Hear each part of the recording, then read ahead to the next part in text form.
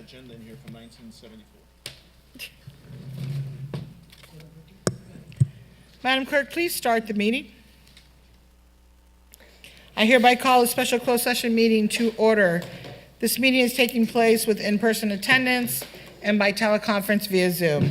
The public may access the meeting via the Santa Ana YouTube channel or the city's website. Please bear with us as the technology may disrupt the flow of the meeting. Madam Clerk, please conduct the roll call. Councilmember Becerra. Here. Councilmember Penaloza. Present. Councilmember Fan. Here. Councilmember Vasquez. Present. Mayor Mescua. Present. 5 members present in the chamber. Madam Clerk, are there any additions or deletions to the closed session agenda? There are none. Do any council members need to announce their abstentions on the closed session items? Nope, moving forward. Do we have any speakers for closed session? We do not, and there were no emails. We will now recess to the portion of the meeting to consider the items on closed session. Thank you.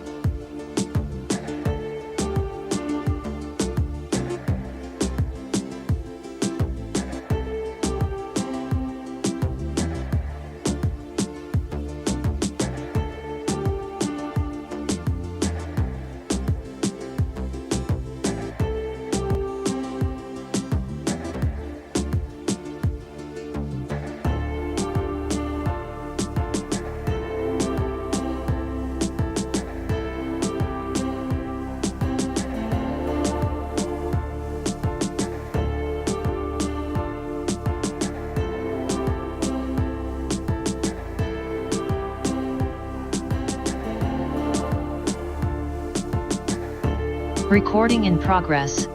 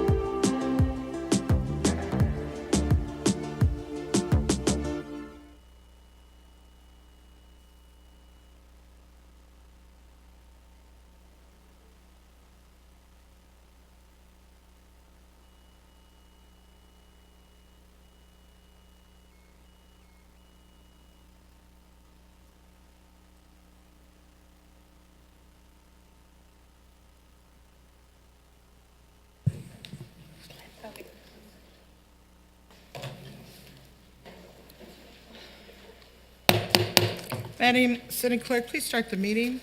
Yes, Mayor, please go ahead. I hereby call the regular open meeting to order. This meeting is taking place in person, attendance, and by teleconference via Zoom. The public may access the meeting via the Santa Ana YouTube channel or the city's website. Please bear with us as the technology may disrupt the flow of the meeting. Madam Clerk, please conduct the roll call. Councilmember Becerra. Here. Councilmember Hernandez. Present. Councilmember Penaloza. Present. Councilmember Fan. Here. Councilmember Vasquez. Present. Mayor Pro Tem Lopez. Here. Mayor Mesqua. Present. Okay, 7 members present, and Mayor, if you could just go back and ask for the report out of closed session to finalize I'm that. sorry. The report out of closed session, Yes. that was just needed to get done before we went into the open meeting. Madam City Attorney, do you have anything to report out of closed session? No, we did have a closed session discussion this evening, but we do not have any reportable action. Great, thank you. Thank you. Let's proceed to the Pledge of Allegiance. Mr. Mike Garcia, can you lead us in the Pledge of Allegiance, please?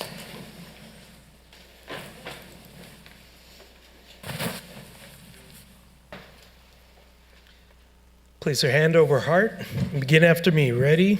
Begin.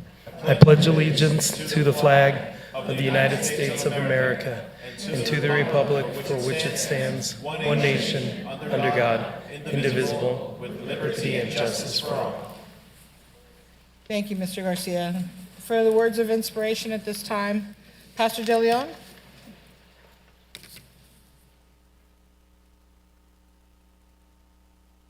Good evening, Honorable Mayor, council members. Before I proceed, I'd just like to say thank you on behalf of the Templo Calvario community for being with us. Last week, it was an honor to host you, and we'd like to confer to you that our house is your house. Let us pray. Father, we're so grateful that we are able to come together as people of good intent, as people who love our incredible community, Santa Ana.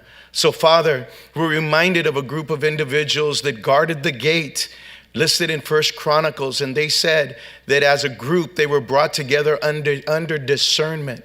So we pray that tonight's meeting and that everything is going to happen would follow that methodology of discernment, discerning the heart of the people, discerning the needs of our community, discerning the best decision processes and methodologies that could come out of this hallowed house. And Father, we pray for your discernment that can only come from you, that is worthy of all application in every way that we can see it. So we pray your blessing over this meeting. In your name we pray. Amen. Thank you. Thank you very much.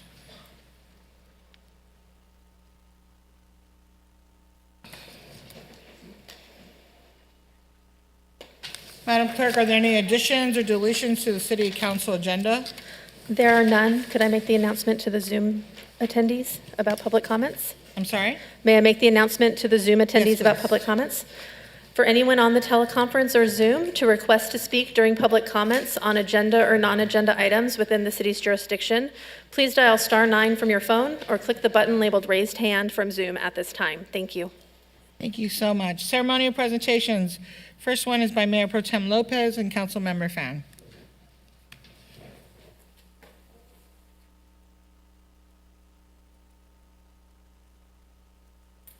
I'm sorry, really quick, before we do that, I apologize.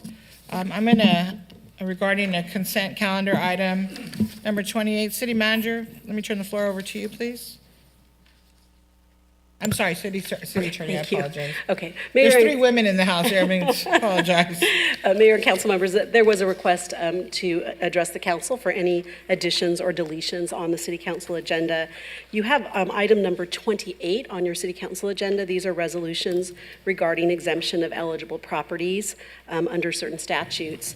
I'm very confident in the city of Santa Ana and its support of housing and affordable housing, but based on some information that we received, I'd like to have the opportunity to review some letters and correspondence. So I'm recommending that you pull this item for discussion this evening and that we reschedule it at a later date. Perfect, thank you very much. It'll be rescheduled for a later date, and we'll meet with the city manager, put it back on if needed. Thank you very much, City Attorney. All right, let's go ahead with the presentation, please. Madam Mayor's point of clarification. Do we have a set date for when that would be rescheduled? And it doesn't require a vote, right? No, we had some correspondence, and based on a state agency that would like to have a conversation, I spoke with them this evening and confirmed with them that I will have a conversation with them, and then I'll work with staff to see that it comes back before you on the agenda. So I didn't put a date on it for that reason, because there's multiple letters that she needs to review, and then make phone calls and have meetings with their staff. Mayor, if I may ask, can we go ahead and agendize it for the next meeting? And then if you need time to go ahead and punt it? So I'd like to go ahead and So ask for that. If you want it in June, then if we can do it for June 16, please, because June 6, we're going to have, I believe, the homeless item and report. It's going to be quite lengthy. You good with June 16th? It would be June 20th, Mayor. June 16th. I'd be okay with June 6th and then just deferring to staff to see if they want to punt it to Yeah. the June 16th meeting. I'd be okay with the June 6th meeting, just because the homeless update's 10, 15 Well, then we're minutes going to need to regardless take a of vote, Okay. because we have 2 council members that, so I'm sorry, can you come back so we can vote, please? I thought it was going to be a really simple process, because there's a lot of letters to go through and responses from our city attorney.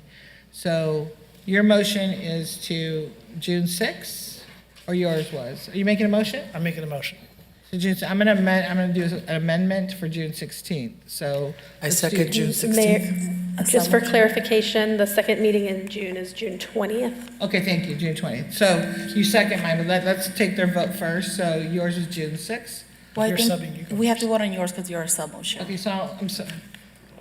Get me all confused here. Thank you, Councilman Vasquez. All those in favor of June 20th, please vote. Can you do a roll call?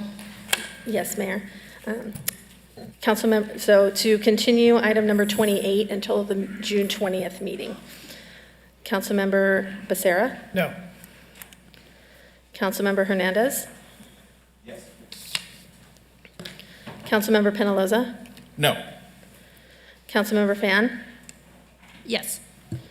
Councilmember Vasquez? Yes. Mayor Pro Tem Lopez? Yes. Mayor Mesqua? Yes. The vote is 5 ayes, 2 nays. Nays by Councilmembers Becerra and Penaloza. Item number 28 continued to the meeting of June 20th. Perfect, thank you. Let's go to the presentations. And yes, I'm positive this time. I apologize. No, you do not. You can't talk anymore. Staff has a month to read a couple letters. Turn the mics off on them, please. All right. Thank you.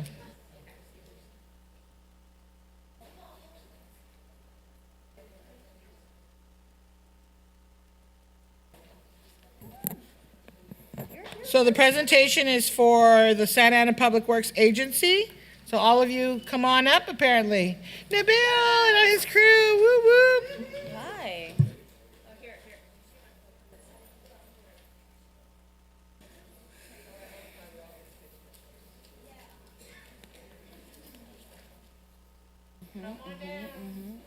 Come on down, come on down.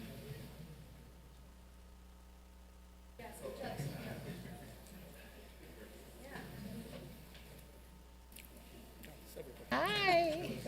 I thought it was gonna be bigger.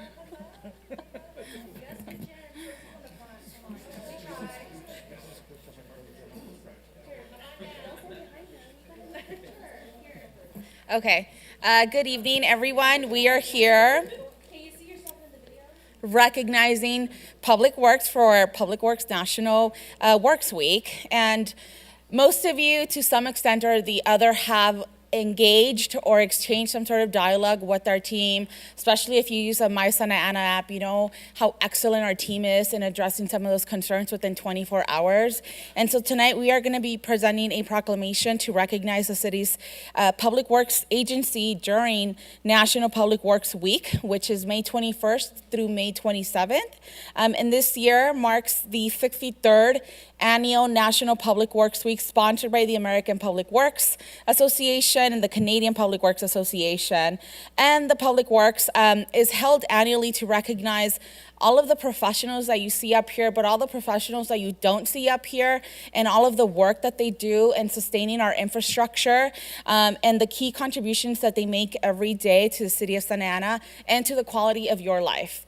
And so this theme this year is connecting the world through public works, and our city's public work teams, they're always ready to serve the Santa Ana community. When I've texted a bill at 8 a.m. or at 10 p.m., even on Saturdays, the team has always been very responsive. And I also want to say that a lot of our staff, they live in the city of Santa Ana, so they are wholeheartedly committed to seeing the city improve and to addressing all the needs that you email us, that you text us about, that you tag us on. And so they're a very nimble team, they're a very resilient team, and they have so many abilities to pick themselves up and off the ground after all the challenges that they have encountered. And so our agency, they help keep our city beautiful. They keep our streets clean. They keep our parks clean as well and safe. And so whether it is repairing a roadway repair, maintaining traffic signals or street lights, water and sewer, solid waste collection, recycling, graffiti, pothole repairs, or capital improvements, it takes an entire team to make all of those projects come to life and be completed with a good quality work. And so we want to thank the department, all of the folks that I personally have met, that I haven't met. I know I got to meet some of you when we went on the Deemer plant tour, and so it was really great to hear from our staff how much they love to do this job and why they do this job. And again, part of it is because some folks live here, and part of it is because this is their passion, this is what they like to do. And so they are superheroes in our eyes. They do there's nothing that I have not emailed them about that they have not been able to take care of. And so Councilmember Fan, please help us close out this recognition. Awesome. So we love all of our departments, we love all of our staff, but I'm maybe a little bit jealous to choose my favorite child of all of them. And it's because I serve on the Metropolitan Water District of Southern California. As many of you know, California is going through a years-long drought. But we have this incredible team, our water department within Public Works, because Santa Ana is one of the few cities in Orange County with our own water department. We have water specialists, water engineers, people who will respond to ensure that the water that comes out of our pipes are clean, are safe. And even when you hear stories about PFAS contamination or whether we have enough water to go around or how much do the water rates go up, this is our team, Caesar, Armando, and used to be Rudy, but he got a raise, so now he's in charge of roads. But our water department, we'll count you still. Our water department really ensures that, when you turn on that tap, there's clean water. When you need to take a shower, there's water pressure. And when you need to go to an event or whatever, I make sure there's a water station. And guess what? Santa Ana has one of the best tasting water in the country. This is from an international, water tasting competition. And this past year, the only other agency that beat the city of Santa Ana is the Metropolitan Water District of Southern California. And guess what? We pump our water from them too. And so I wanted to make sure, Mayor Pro Tem and I wanted to make sure we gave a specific shout out to our water department, because at the end of the day, water is life, and we have to make sure that we have a fantastic team like everyone here to keep that flowing, keep it clean, and really make sure you conserve. So please give them a round of applause.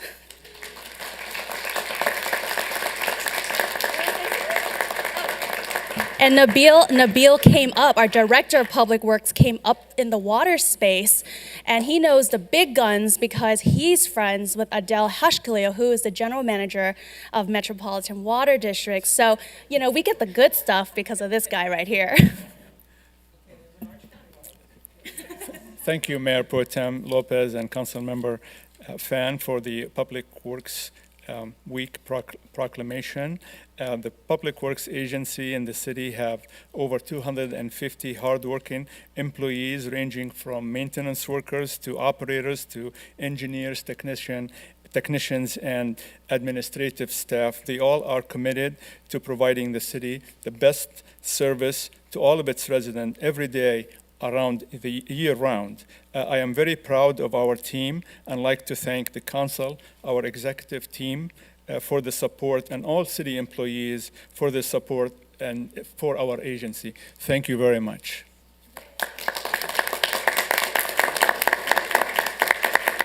May we please invite down the council, and the mayor did say that we also have the Orange County Water District, which ensures that the water that we pump is also good. So shout out to her, she serves on that board.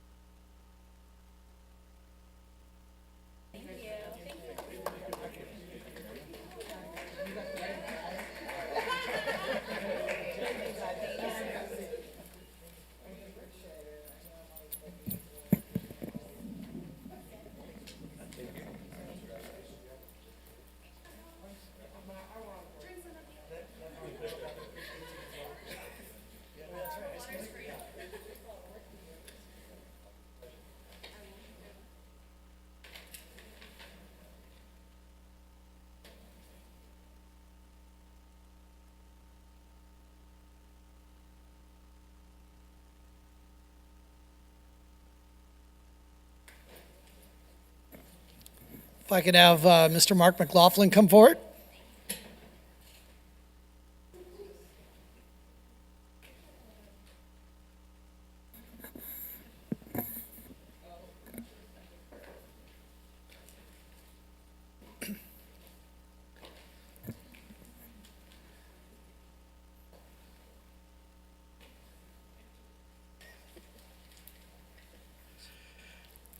So tonight, I wanted to take the opportunity to recognize one of our city's longer-serving commissioners, and that is Mr. Mark McLaughlin. So Mark began his service on the HRC, the Historic Resources Commission, back in 2014. Mark was later appointed to the Planning Commission in 2016, where I actually had the opportunity to serve with him for 2 years. Not long years, just 2 years, right? All right. And when I was elected to the council in 2019, I brought Mark back onto the Planning Commission, made sure he stayed there. And during Mark's tenure on the Planning Commission, he served as chair and vice chair, as well as taking part in many important land use decisions and projects. Now, one particular project of citywide importance that I was very happy to see him there, and this is part of the reason why I wanted to make sure that he continued to serve on our Planning Commission, was he was actually there at the very beginning of the general plan update. So when we talk about the general plan update and how long it took, Mark was actually there pretty close to the beginning of that effort. And so it was very important to have that experience and knowledge there, and Mark definitely delivered. 7 years later, He was able to steer through with the help of his colleagues on the commission, but as chair of the commission, because you were chair at that point, right? So as chair, he was able to get that through and get it to the council, and we now have ourselves our first general plan update in decades. So thank you for that, Mark. So now, even though we're recognizing him for his contributions to our community as a commissioner, I wanted to highlight how Mark was already serving our community long before he was appointed to a city commission. So previously, Mark served as the president of the Floral Park Neighborhood Association and chair of the Historic Designation Committee, which I believe was it this year we got the designation? Yep. Mark was also elected to represent Trustee Area 5 on the Rancho Santiago Community College District back in November of 2008. And then in 2012, he was serving as the board's vice president. And today, Mark is still very active with the Santa Ana Chamber of Commerce, where he serves on the Chamber's executive board of directors, as well as their Government Affairs Council, where he's been a strong advocate for workforce development and career technical training programs, including High School Inc., which is over at Santa Ana Valley High School. Yeah, we appreciate you, Mark. Well, there you go. Thanks, Betty. One thing, though, that Mark and I have in common, and I don't know where she's at tonight, but I was going to say is that we both have strong wives that support us. And I would say that we can't talk about Mark, of course, sorry, Mark, without talking about Janelle. And Janelle, actually, I mean, we really couldn't talk about her because I get in trouble. there you go, right? But also just recently, Mark and Janelle were both recognized by the Santa Ana Chamber and given their Difference Makers Persons of the Year award. So the city of Santa Ana, we encourage and celebrate residents who become involved in their community and contribute to making Santa Ana a better place. So tonight, Mark, as a token of our appreciation from the city of Santa Ana, I want to present you with this tile on behalf of all of us and thank you for all your service. Thank you. All right. Thank you. Can I say the words? Just, you took everything, you had my whole resume, so surprised you didn't have what college I went to. Anyway, first of all, I'd like to thank Mayor Meskra, the council, and Phil for this award and recognition. I really appreciate it. I also want to thank Christine Ridge and her staff because, as you see over the years, I've participated in many different areas, and I've always had the help and support of the staff throughout the city, not just in one area or another, but throughout the city. I also want to thank Min, who did a great job of helping me understand more about planning than I ever thought I could ever understand. And his staff was a great staff, and as Phil pointed out, the general plan was something that for 40 years we hadn't updated the general plan. And now, closer to the microphone, thanks, sorry. And now here we are with a new general plan. And what's interesting and what's good to see is you can look at the fruits of that plan with the construction that's going on in the city. And you can see it's not just apartments, it's not just housing, it's a lot of different types of building that's going on, which brings to me the fact that at the end of the day, it's economic development and workforce development. And I think those are the key things that I see coming out of what we've been doing right now with the construction and with the work that we're doing throughout the city. I thank everybody for your support. I thank, again, Christine for her team for their support. And I also would like to thank John Funk, who kept me out of jail a few times when it came to making decisions on legalities of what we do. Just the land use stuff, Mark, that's it. I know, that's what it is. But thank you again, thanks for this recognition, I appreciate that. All right, thank you.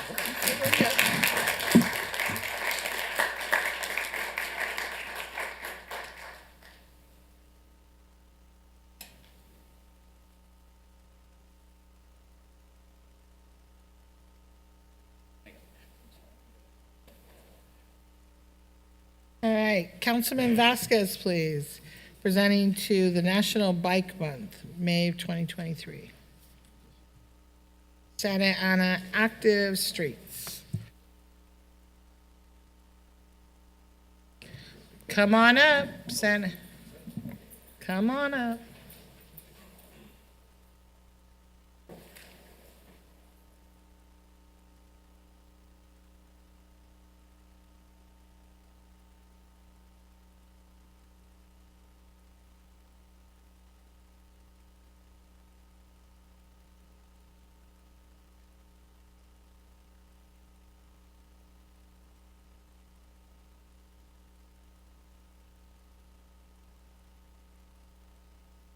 Yeah, can we fix the screen, please? It should be, there we go. Thank you.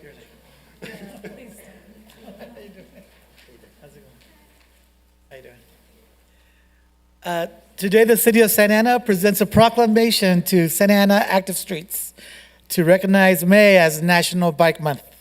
Established in 1956, National Bike Month is an opportunity to draw attention to the many benefits of bicycling and to encourage people to give biking a try.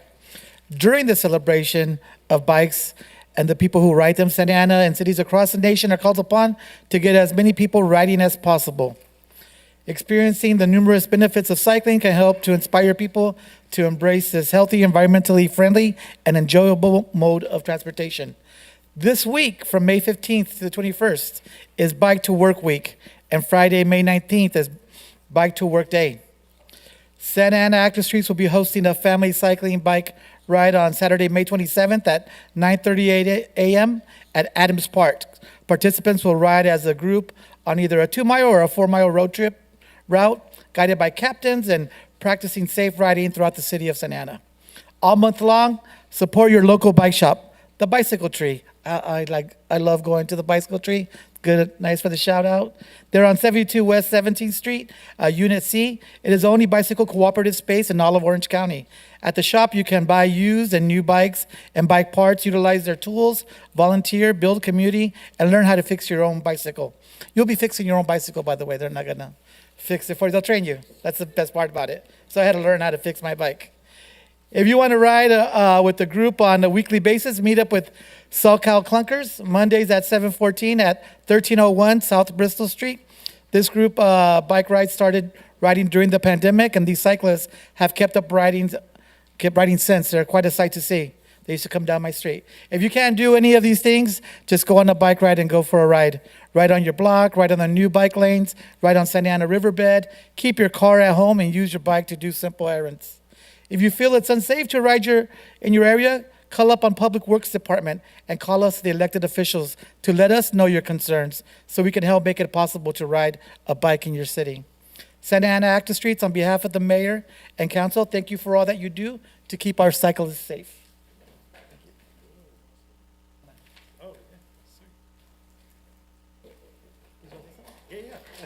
I don't know, do we just hold it? Hi, everybody. My name's Christopher Forden. I'm the project director of Santa Ana Active Streets. It's always a great honor to be second time. Last year we received this proclamation for National Bike Month, and it's great to be back again. So just wanted to, we're going to be in the back, so folks want more information about our bike ride. Please, we'll be back in for a few minutes in the back if folks want more information about that. We always want to make sure that these rides are family friendly. So we've had folks from really young ages to come out on these rides, families, friends, and really any kind of, based on your ability, we try to make sure it's comfortable and you feel safe to actually ride on the street. So that's going to be on May 27th. And then also we have, if folks also, so that's the other thing with Bike Month. Every month is Bike Month in our opinion, and so we have a lot of other activities that are coming up to practice how to be a bicyclist. We're actually going to be hosting Wrench and Ride in partnership with the Bicycle Tree, where we'll actually be offering bike education for youth ages 13 to 18, and you will build a bike in 8 weeks and keep the bike at the end of it. So it's a great way to both learn how to build a bike, but then also learn how to actually get access to kind of a resource that is a bicycle, which helps get you from place to place, and especially with our youth in the city who actually either skateboard or bike, it's a necessary form of transportation. And lastly, just want to encourage folks to get on your bike, experience it. Oh yeah, and actually because also the bike ride, it's going to be going in Adams Park, so it's going to be going through Ward 1 and Ward 4. So Ty and Phil, if you can come out to the ride, we appreciate it. But it's always a different vantage point to be able to see your city on bike. You get to see the trees from a different place. It's to actually be able to ride an hour on the Santa Ana River Trail to the beach. it really opens up your whole entire world. And it also makes you think how we can actually live life. And so we want to make sure that we're getting on our bikes. And if it doesn't feel safe, again, ask your elected officials also to make your street safer so you can actually get around the way you want to. I'll let Dorian. Hello. So come meet us, come hang out with us, come learn what we're all about, because there's a lot to what we do. We have a youth club at Santa Ana High School.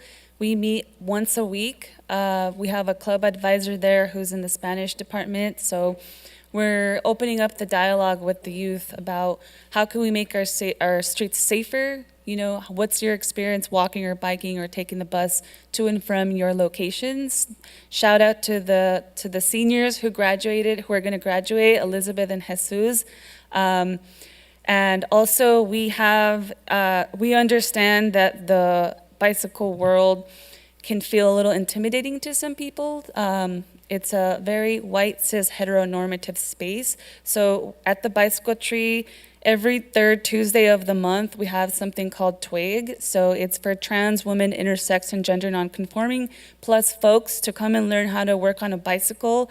The shop is closed except for that demographic.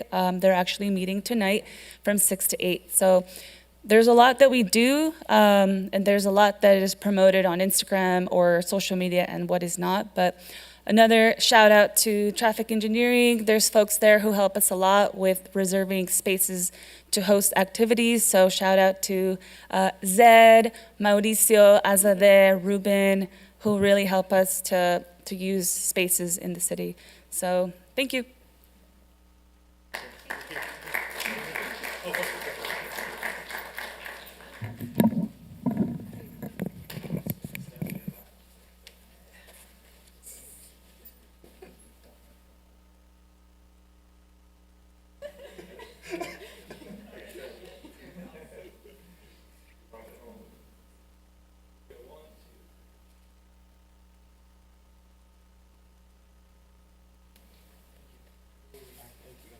Thank you. Final presentation by Councilmember Penalosa, please.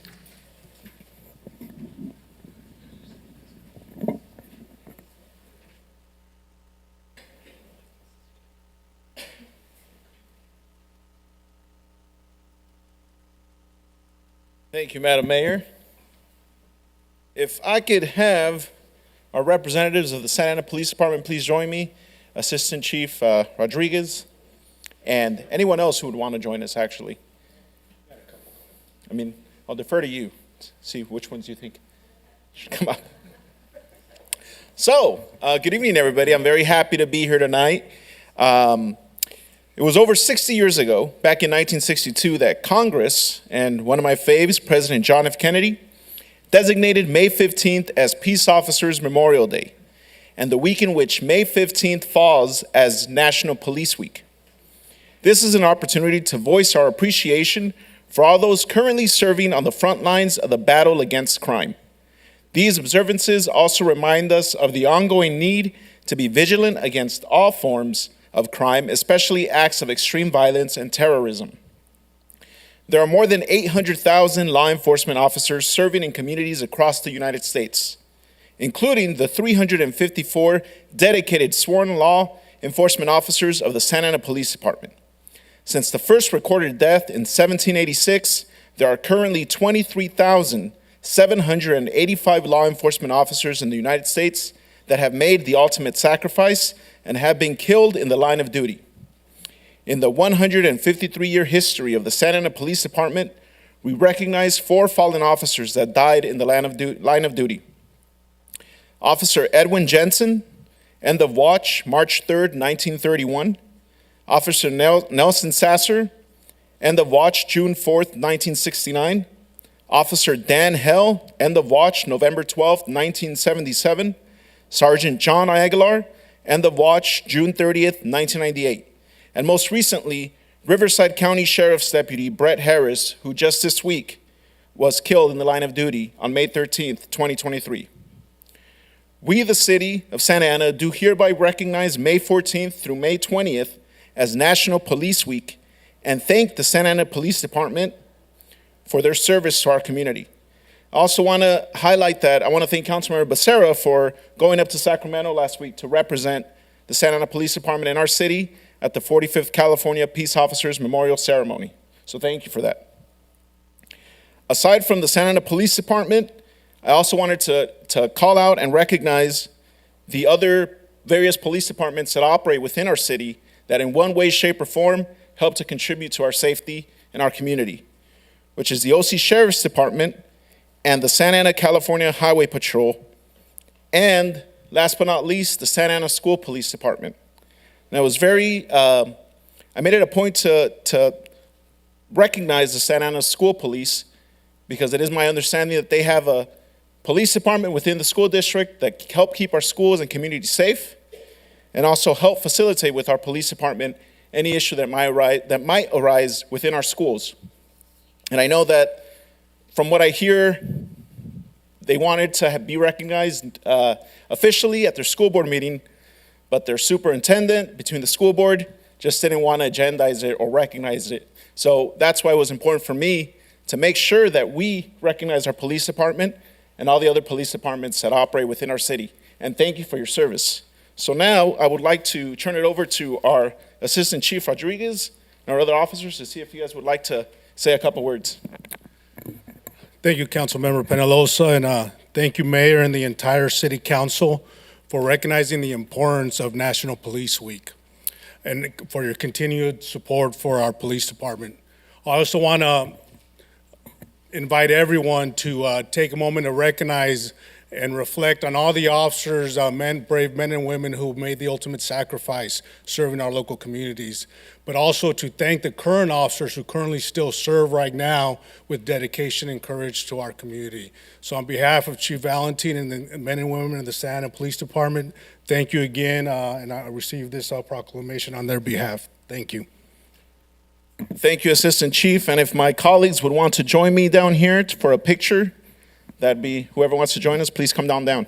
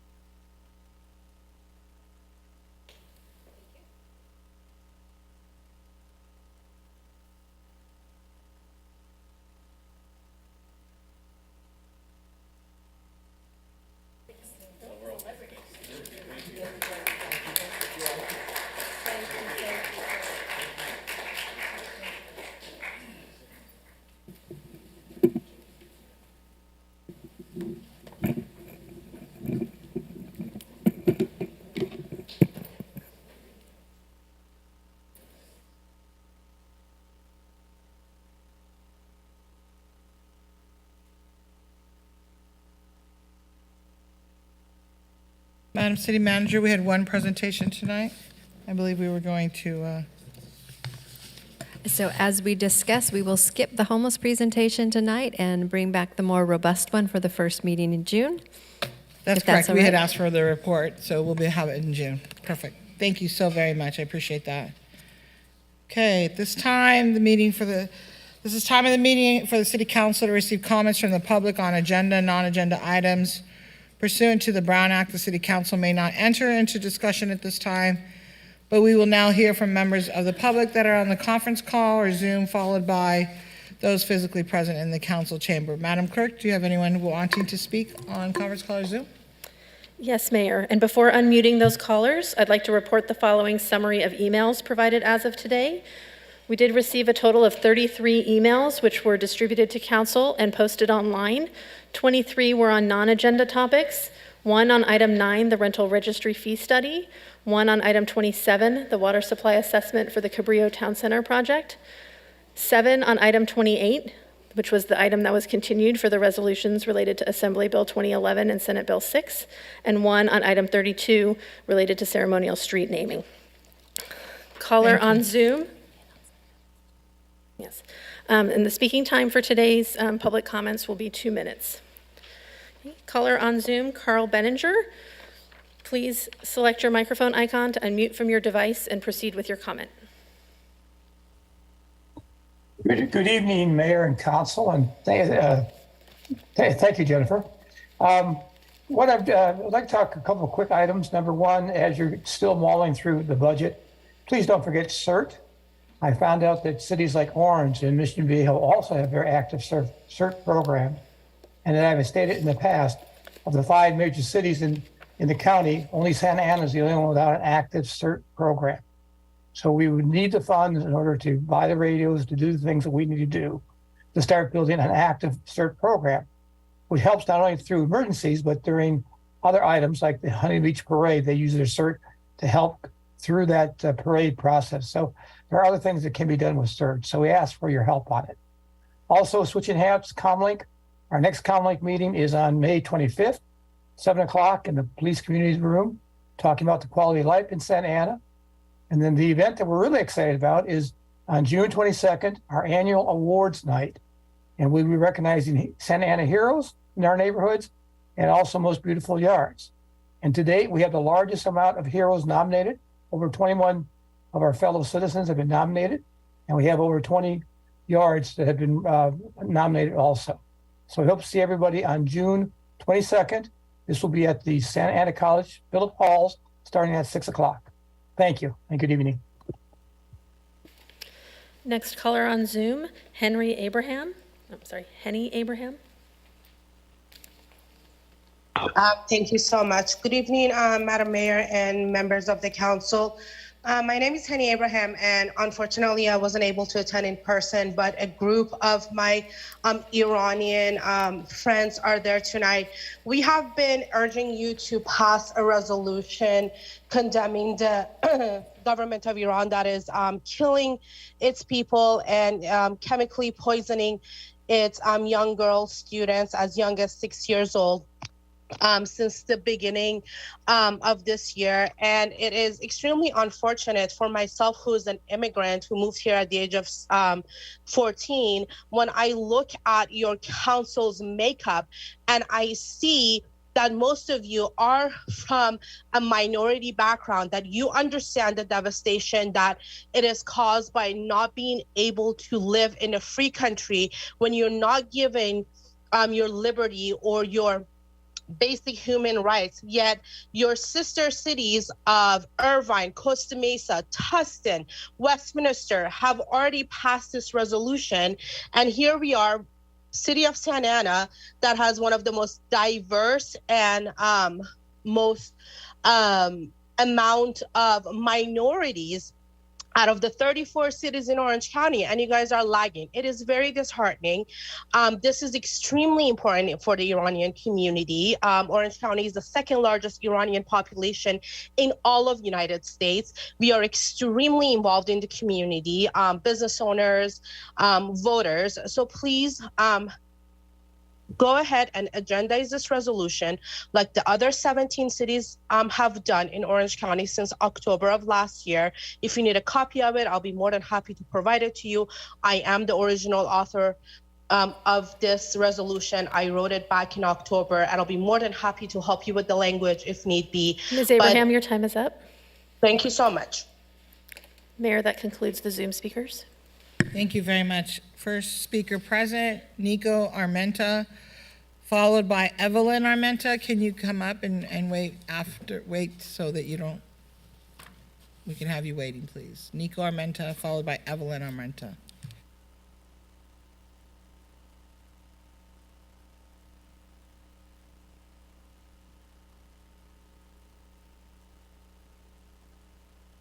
Good evening, council members. My name is Nico Armenta. I'm the owner and founder and president of the Yankees Farmers Market. Tianguis Market Foundation, and Tianguis Market.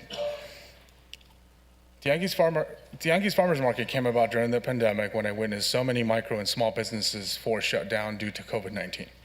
Immediately, I jumped into action to help community, thinking back of all the times of my father that would tell me all about the native Tianguis and how much it helped his community and his great experiences.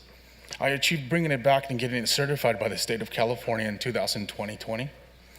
And the launch was super successful. The community was so successful that later on we turned it and converted it into a successful nonprofit, active here in Santa Ana. It was brought to downtown area by the help of Vicente Sarmiento and council members. And the end of doing that, it was such an impactful, positive thing for the community because it revived the downtown district. Not only is this the only farmers market in Santa Ana, but it's also a cultural hub for the Latino community. Unfortunately, on March 5th, 2023, we hosted a beautiful Aztec New Year's event that was filled with educational purpose, but sadly, 4 days later, our permits were pulled by Santa Ana Parks Recreational, reason being that we had unauthorized lowrider cars. However, that was discluded because we were able to prove that they were added into the sitemap, and now we're dealing with so much oppression. We're dealing with back and forth excuses of why we can't operate. We've missed a total of 3 operating, and we're the only certified farmers market in Santa Ana. Please help us. Please, we demand just for us to continue to operate for the public. Thank you, guys. And I thought it was 3 minutes, so I had to cut it. Evelyn?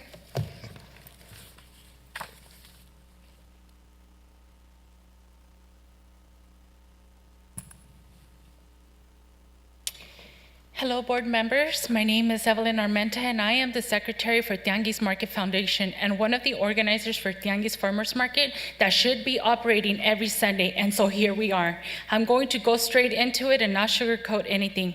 We are demanding that Tianguis Market operates every Sunday without interruption or excuses from Santa Ana PD, Beverly Martin, or Santa Ana Recreational Parks. All documents, permits, and fees are up to date except for one, and Beverly Martin knows of it as she needs to do a correction on her end. I am very disgusted as how some of the staff works for the city and how some are trying to get rid of us. But I am here to say that you are not getting rid of us, as there is a thing called farmers' rights.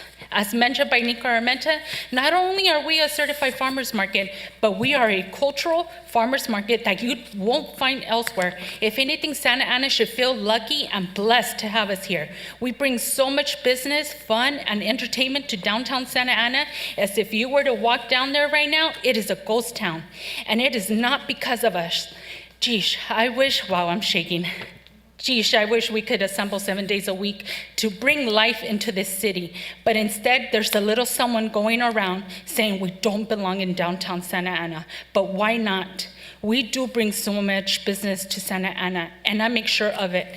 We help all vendors get their California seller's permit, Santa Ana business license, and health permits if needed. We do that. Can you name another farmer's market that is doing what we do? Another event maybe? And we do it at no charge, nothing. And that's not to mention grants. We help so many micro businesses apply for $2,500 grants, and they have all received the funds. We are an asset for the community and not a burden or a waste of space. We are for the people and for the community. So, ma'am, your time is up. Okay. Thank you very much. Jose Garcia, followed by Norma Morales. Jose Garcia, followed by Norma Morales. No Jose Garcia? No. Okay, thank you. Norma Morales, followed by Melissa Ramirez.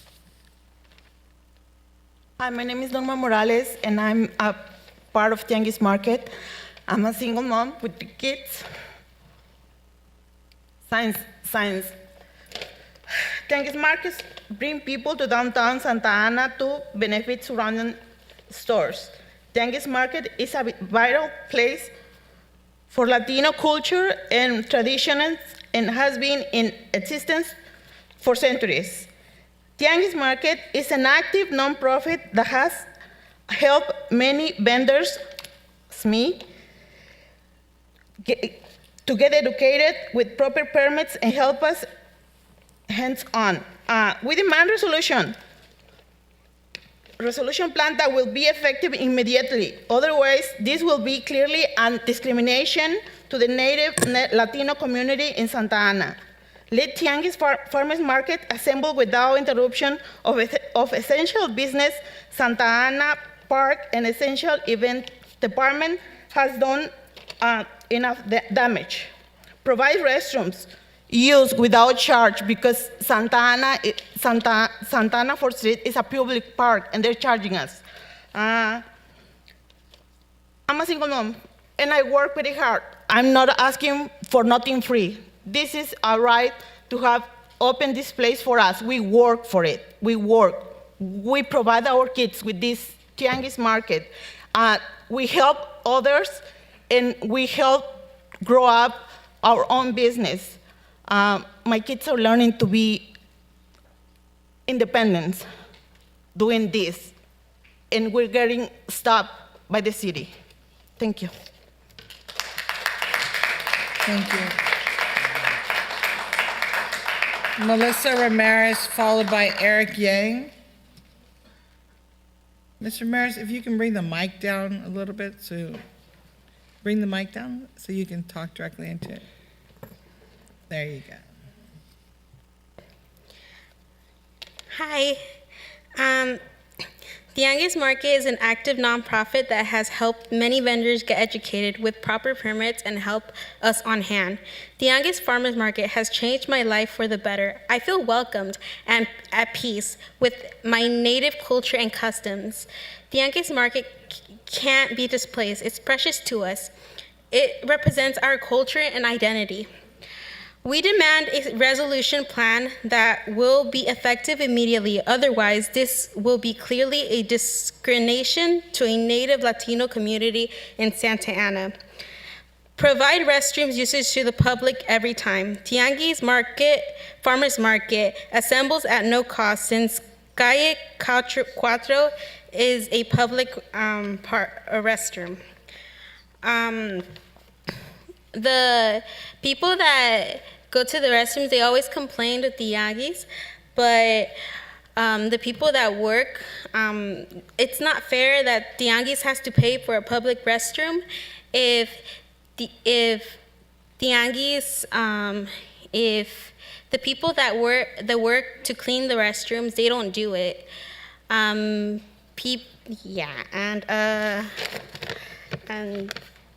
dear people in the City Council of Santa Ana, what is your act of kindness toward Tianguis Market? Thank you, and Tianguis is a very amazing place to be at, and it helps me a lot to learn about working at a business. So thank you.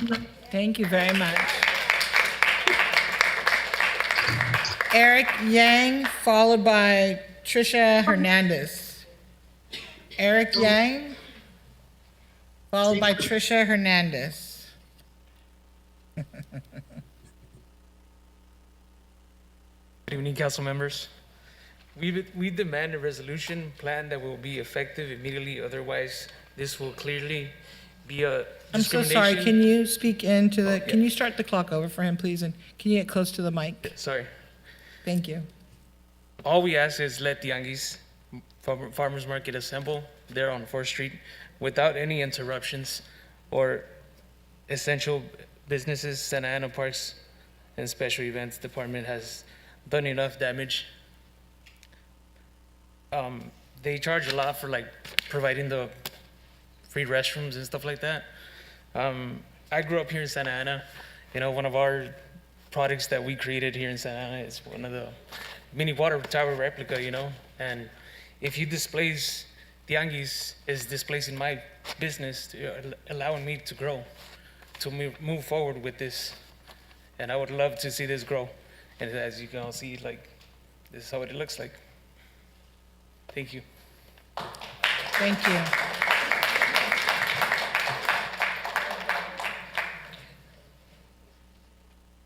Trisha Hernandez.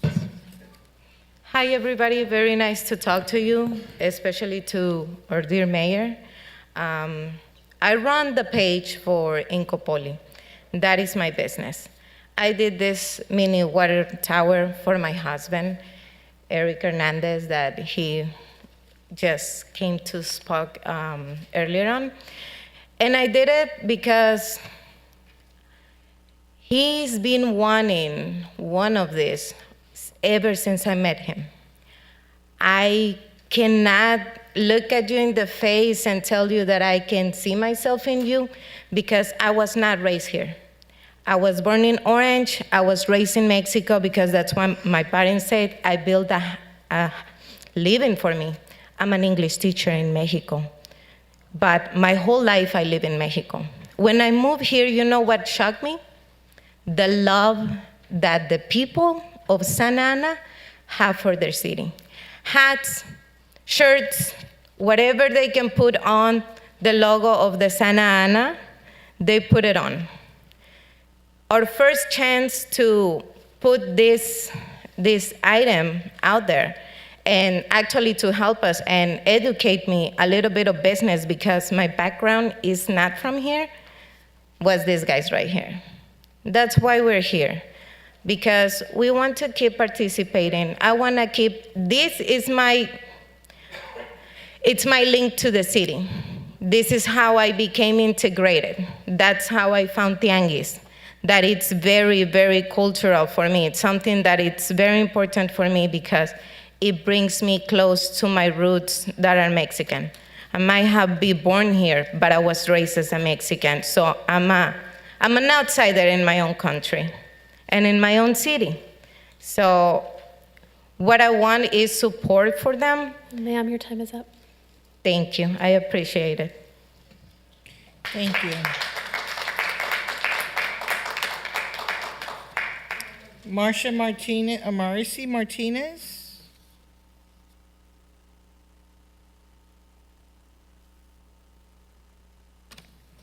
Followed by Giselle Villamy. If you can come up and wait behind, please.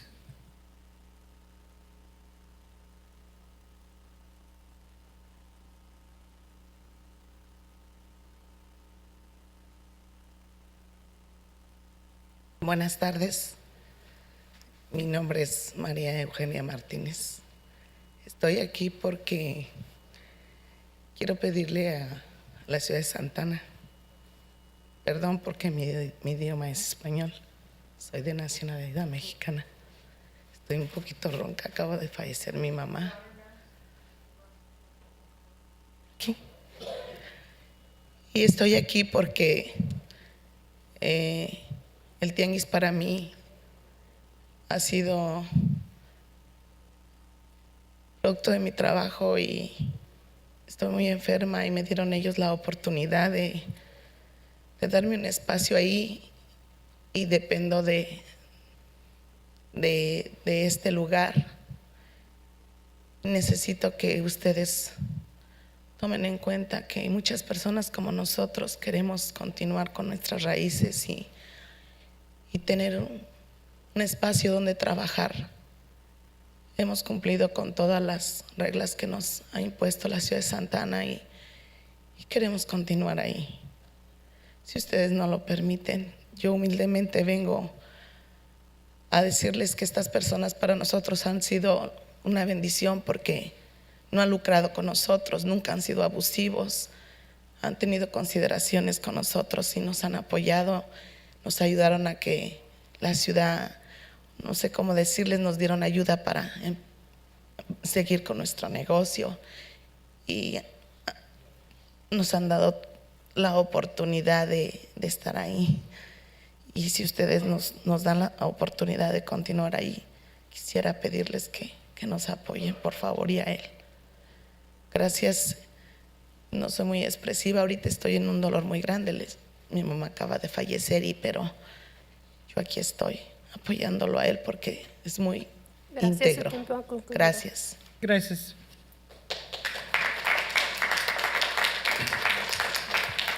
Good evening. My name is Maria Eugenia Martinez, and I'm here to ask the City of Santa Ana for your support. Sorry for speaking Spanish. I'm originally from Mexico. Sorry that I'm like this, but my mom has just passed away. My mom just died. So I'm here to support the Tianguis market, and they have supported me. They have provided a space for me, and I'm here to support them and to they gave me the opportunity to have a space there, and this is please consider supporting us. We like this place because it's a place where we can express our roots and know our roots, and we have met all the requirements.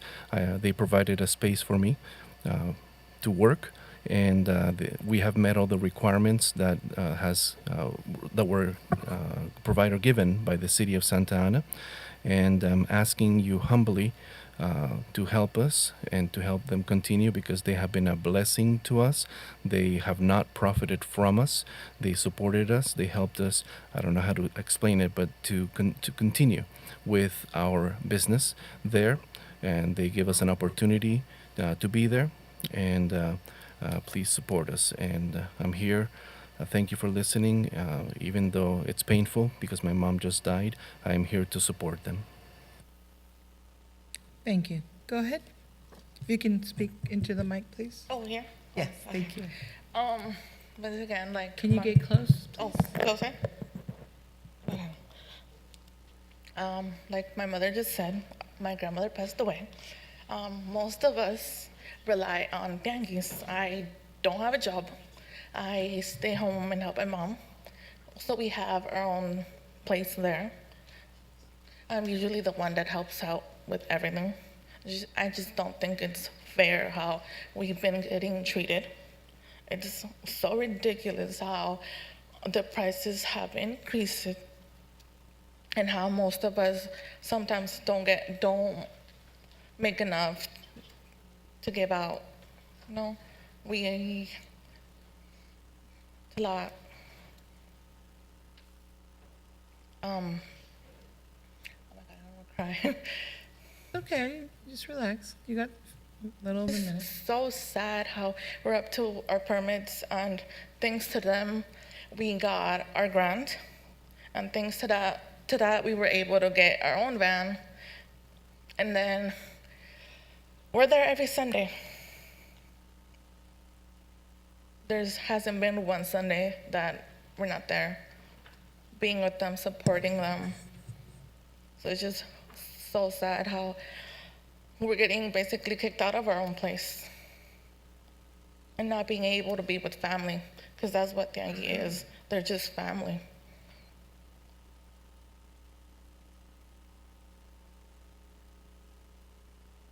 I just think that's it. We can't respond. I'm sorry, I wish we could, but we can't. Thank you.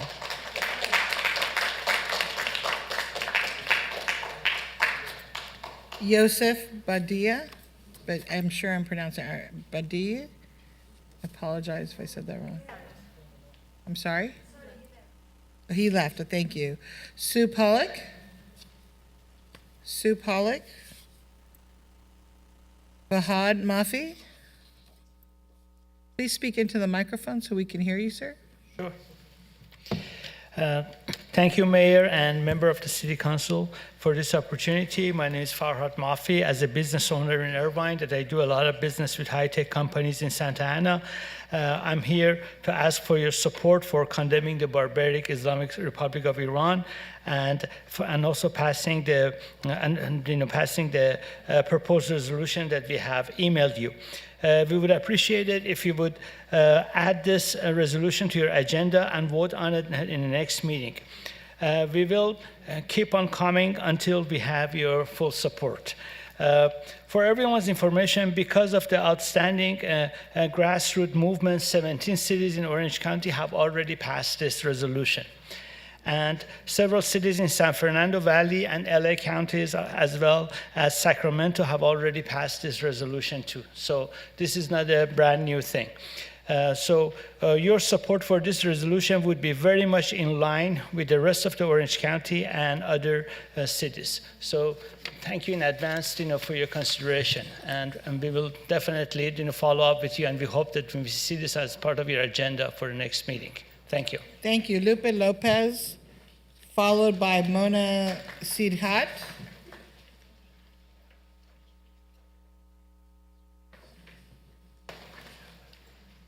Mayor, if I have copies for each one of you guys, do I give it to the clerk? Thank you.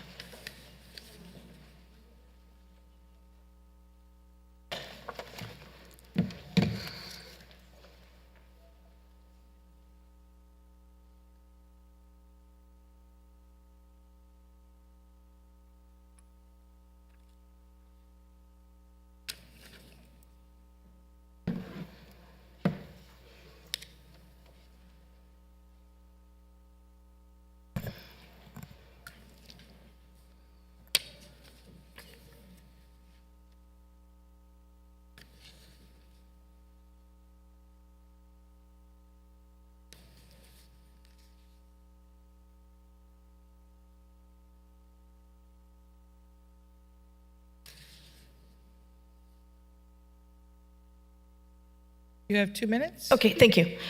Mayor Valeria Mezcua and members of the Santa Ana City Council, about a month ago, my name is Lupe Lopez, and about a month ago, after reaching out to Council Member Jonathan Hernandez, I reached out to him by phone calls and emails and sending him these messages made by Commissioner Nellie Legaspi, that she has violated and harassed and discriminated against me as under the Santa Ana Code of Ethics and Conducts. I've requested for a meeting, and there's been no meeting to be set up. That's why I'm here today, to shed light that as Commissioner Legaspi, her violation of Santa Ana Code of Conduct. Last year, I attended Suavecito grand opening, and I was there just to support as a businesswoman, and she began telling Carlos Muñiz that Lupe is not native and derogatory terminology about me in public, and she was there on behalf of Commissioner Jonathan Hernandez. And I just want to see that, I'm here dressed in my native regalia, and as you see the Post-it note in blue, it says, how dare she, referring to me, wear northern cloth, she had no right. Back in the day, we should take that costume that she wears away from her. So I'm afraid that if I go to your Indigenous Peoples Day event in Santa Ana, is this going to be stripped away from me, from Commissioner Legaspi? Because I'm Native, and this is what I choose, and nobody should be stripped of their outfits. Also, I just want to say, my time is running up. I just want to say one thing, is that I ask respectfully the Santa Ana City Council members to evaluate, investigate, and take immediate action as to Commissioner's violation of the Santa Ana Code of Conduct of Ethics.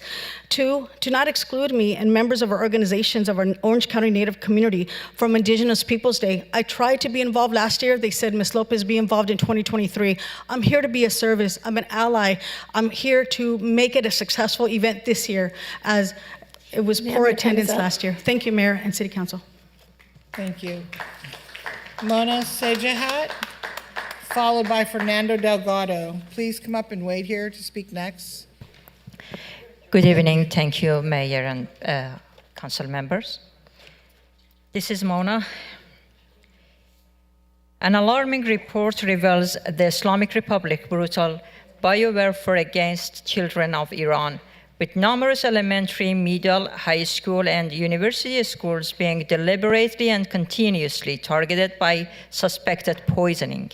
According to Amnesty International, as on April 14th, the official number of girls attacked is 13,000. That's 13,000 too many. 13,000 human, we are talking about the humans. We don't know how many in last month because no access to internet for the people in Iran. The pesticide they are using is a weak nerve agent. It has caused deaths in the short term. Long term, we don't know how this will affect our daughters. The use of such toxic chemical compounds by the Islamic Republic of Iran to carry out their heinous acts, including contaminating soil and water sources has earned them notorious reputation for their atrocities against children.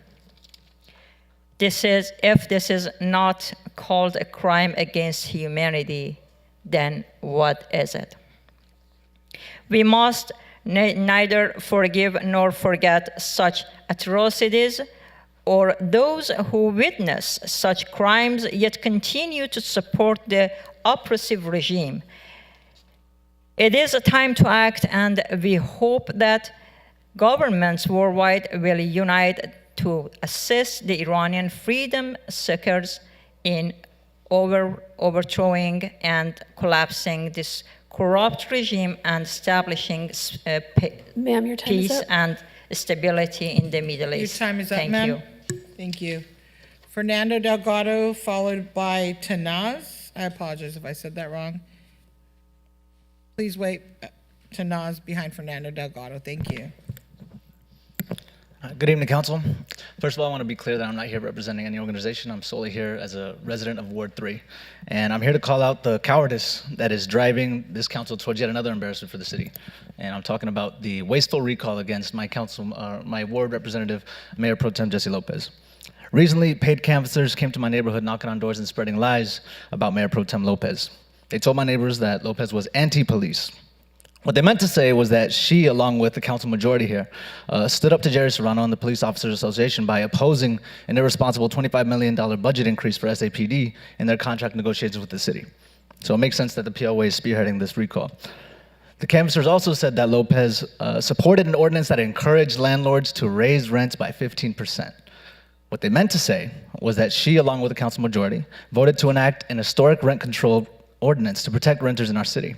And again, the greedy landlords from the Apartments Association are also spearheading this recall. Now, this recall is not only based on shameless lies, but it's also a waste of taxpayer money.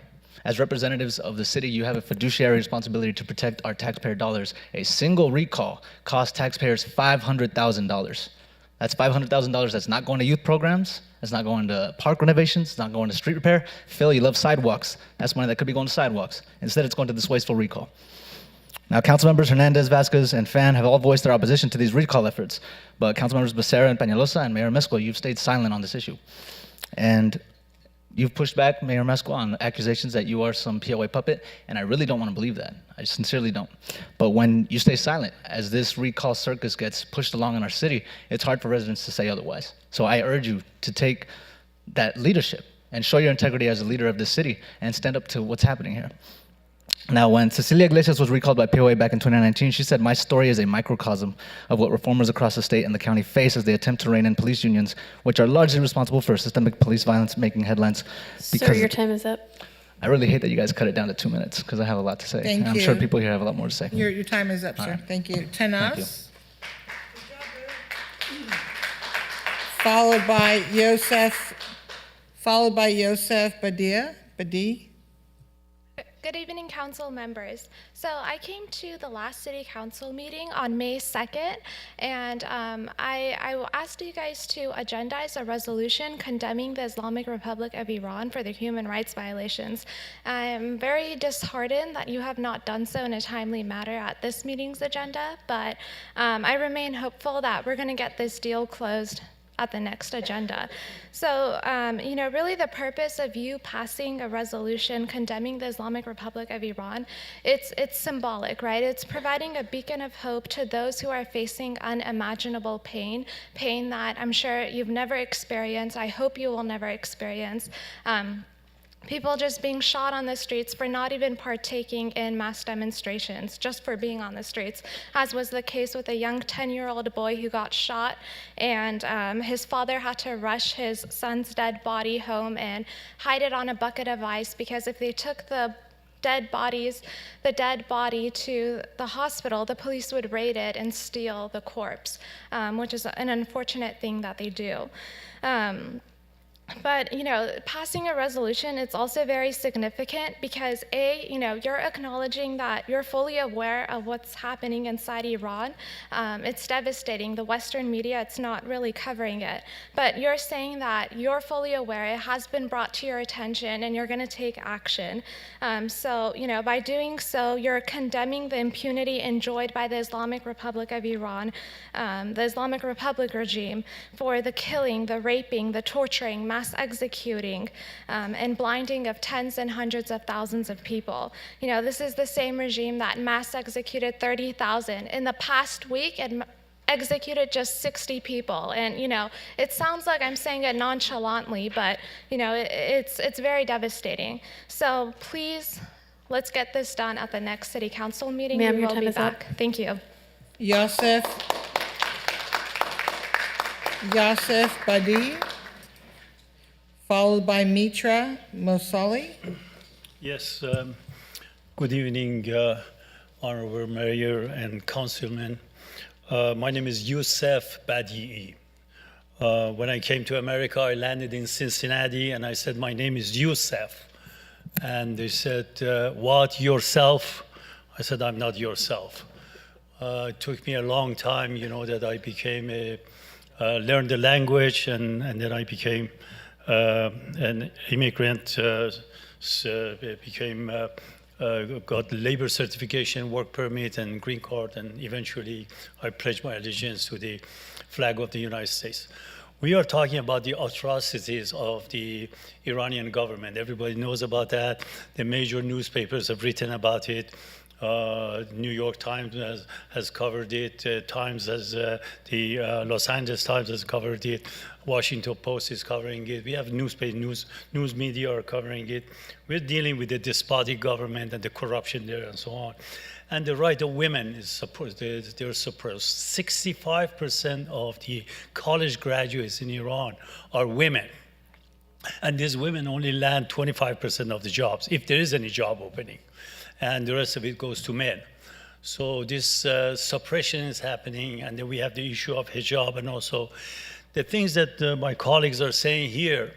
If we go, if we express it in Iran, once we step out of this room, they will be escorted by the secret police, and they take us to the political prisoners. Among 300,000 political prisoners we have there now. In the Shah's regime, we had 3,000 political prisoners, not to count 30,000 people that were massacred there, in the political prison. And also they were sent into mass graves. Now, the reason that I am here is that... Sir, your time is up. Give me one Sir, your minute time and is I'll up. finish, Thank you. if you would allow me. Your time is up, sir. Thank you. Next is Mitra Mosali. Thank you. I'll send you an email. Thank you. Please do.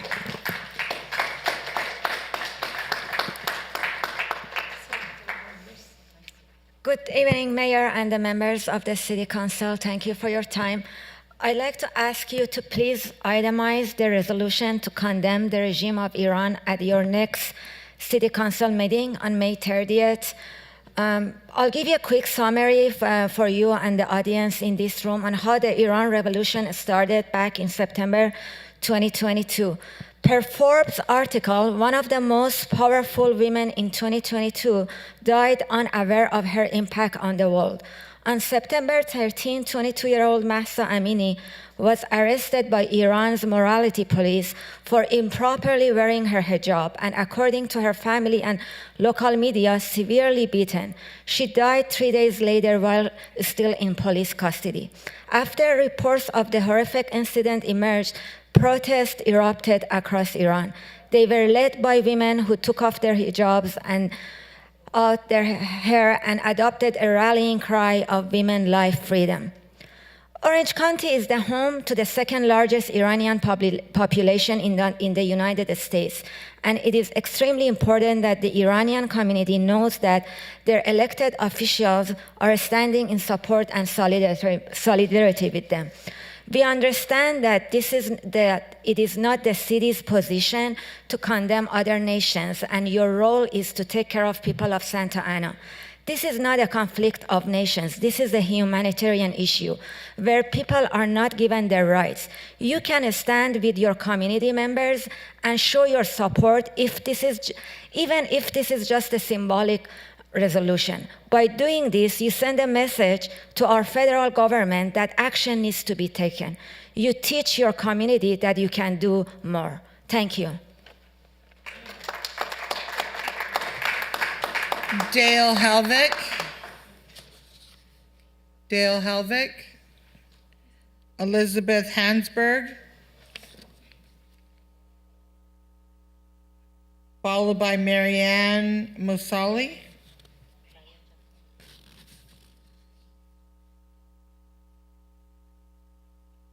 Good evening, members of the City Council. My name is Elizabeth Hansberg with People for Housing. Most of the folks that were here to speak on item 28 have gone home. I am still here. So I hope that you will hear me. Please don't do this. There are times when groups that don't see things the same way finally do see things the same way. The equity groups in Orange County, especially Santa Ana, to my knowledge, are opposed to this exemption from SB 6 and AB 2011. The Carpenters Union was here to tell you, please don't do this. You've gotten a letter from Bonta's office. You've gotten a letter from Californians for Home Ownership, which is the Realtors Association. There are lots of people. I sent a letter. There are a lot of people who really don't like this idea, but we can't even figure out why you're doing it, because all of the benefits that would come to the community, like the provision of affordable housing and prevailing wage, those items are already in your policies. So it's not like you're getting anything out of this, right?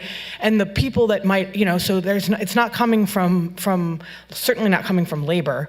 The developers are losing their streamlined, express version of review and entitlements. So it's not coming from them, it's not coming from the landowners. So we can't figure out where this is coming from, but it's a really bad idea.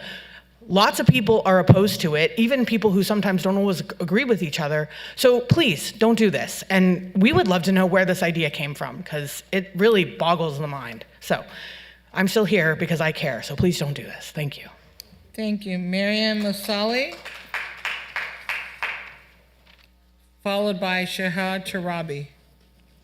Hello, Mayor and the City Council members. My name is Mariam Musaleh, and I do want to thank you guys for listening to us to the gruesome human rights violations that this Islamic Republic it's happening right now, and all the violations are happening right now as we speak. This is not a story that history has happened. This is happening right now. For the last 8 months, we all have been trying to be the voice of the voiceless for the people of Iran. We have been using all our resources to shine a light on the atrocity of this regime and to make Iranian people's demand be heard. All they want to be heard of and to achieve is their basic human right, freedom. Besides contacting the City Council members every day with calling, emailing, we're asking for the support and condemning the Islamic Republic regime. We are also involved with a bill which has been introduced to the House of Representatives on January 27th of this year. This bill is called Mahsa Act. It's HR 589. It's named after Mahsa Amini, who was killed by this regime on September 16, 2022, because of not having her covering of her hair in the right way. This bill was introduced in 2022 and then reintroduced by Representative Jim Banks of Indiana. The bill's text reads, to impose sanctions on the Supreme Leader of Iran and the President of Iran and their respective offices for human rights abuses and support of terrorism globally. When this bill passes— Ma'am, your time is up. We're asking, this is Ma'am, your time is up, ma'am. Thank you. We're just asking you to put this on the agenda next. Tarabi, please. We have to be respectful of the time, please. Sahela Tarabi, followed by Bulmaro Vincente. Hello, Mayor, and all members, council's members. Yeah, for having this opportunity again. Everyone talk a lot about how this regime are doing systematically all those criminal acts that have happened in the world. Just, I'm coming here to add one thing to show you we shouldn't underestimate them. They are here, they are investing, they have sent their children. And I say you to one of those things that happened this week. 6 days ago, in May 11, 2023, Iran has taken to become the president of the Social Council of the Human Rights of this organization. Can you believe that? All of you are fighting for freedom, for human rights, and then this regime now is the president of this United Nations who can work for all of us. So it shows, can you guess how it would have happened just because they have their own mafia, they have their own connection. So it is really, really matter. Even it is symbolic. And now, as my friends says, this area, Mahsa acts, we wanted to take next action. So many people, activists politically are working and engaged and involved to this bill, Mahsa Act. And now 118 people are voting, and it's a bipartisan. It's not just for one party, bipartisan. More than 50 Democrats and most of them are Republican, doesn't matter. But we wanted to pass it. We need this resolution. Please help all this community. We are active people and, I don't know, people who Ma'am, your time is up. Thank you, ma'am. Bumaro Vincente. He left? Okay. Alfredo Hernandez. After Alfredo is Nelly Gillespie. I'm going to do it in Spanish, okay? Hola, mi nombre es Alfredo. La razón por la que he venido aquí es porque me gustaría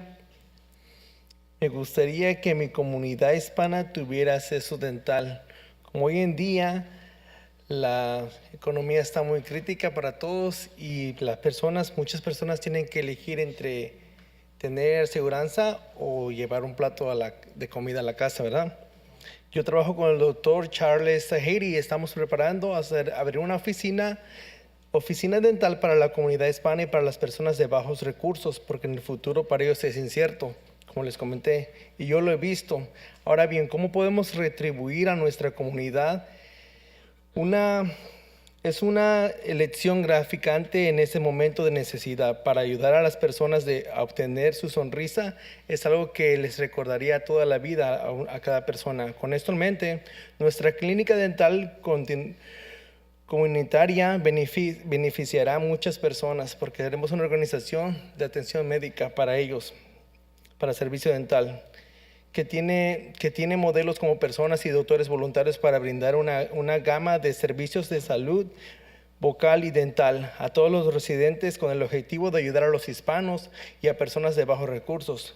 Por eso pido que mi voz sea escuchada para poder llevar a cabo esto y también poder ayudar a la comunidad, tanto como a las personas de bajos recursos, y así ayudarlos a ellos también. Gracias.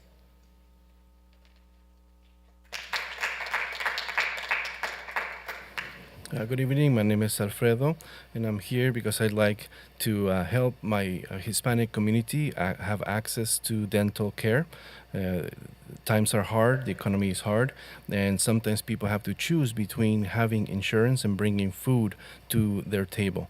So I'm here, I'm going to get together with Dr. Charles Haiti to open a dental office and to make it easy for people to get this support and to pay back. How can you pay back to the community? It's going to be great when people can have people have great needs and they can have a great smile that's going to last for the rest of their lives. So this community clinic is going to help the community. We'll have models for volunteer doctors who offer different kinds of health, including dental health, and we're going to be serving low-income people. So please, thank you for listening, and we'd like to support the community, the low-income people in our community. Thank you. Thank you. Nellie Gillespie, please. Good evening, council members, Madam Mayor. I am Nellie Legaspi, your Personnel Commissioner and Chairwoman, appointed by Councilman Hernandez, representing Ward 5, living in Ward 3. I will not respond to the claims that were made earlier, the comments. I'm here to talk about Indigenous Peoples Day. I'm going to read from the proclamation from the President. Since time immemorial, American Indians, Alaska Natives, and Native Hawaiians have built vibrant and diverse cultures, safeguarding land, language, spirit, knowledge, and tradition across the generations. On Indigenous Peoples Day, our nation celebrates the invaluable contributions and resilience of Indigenous people, recognizing their inherent sovereignty, and commits to honoring the federal government trust and treaty obligations in tribal nations. I'm here to encourage that we keep going on with Indigenous Peoples Day this year, October 7th. Our new partnership is with the City of Santa Ana's Community College with the College District. As you know, one of our commissioners on our Personnel Commission is the president of the College District. So we have a great support system going on there. Now, although Indigenous Peoples Day from the President's Office is about First Nations, Native Americans, because we're in California and this is a very diverse state and our city of Santa Ana is very diverse as well, the motive with Councilman Hernandez and myself was to make it all inclusive, to include all Indigenous people, and give everyone an opportunity to show their skills, their food, and their talents. And we welcome that in a good way. And I would like to see that happen this year. And I promise you, as my commitment to you as your commissioner representing the city, that I will continue to conduct myself in a good way, always knowing that I'm representing the city of Santa Ana and my Councilman Hernandez. Thank you so much. Good evening. Thank you. Danny Vega, followed by Cesar Covarrubias, please.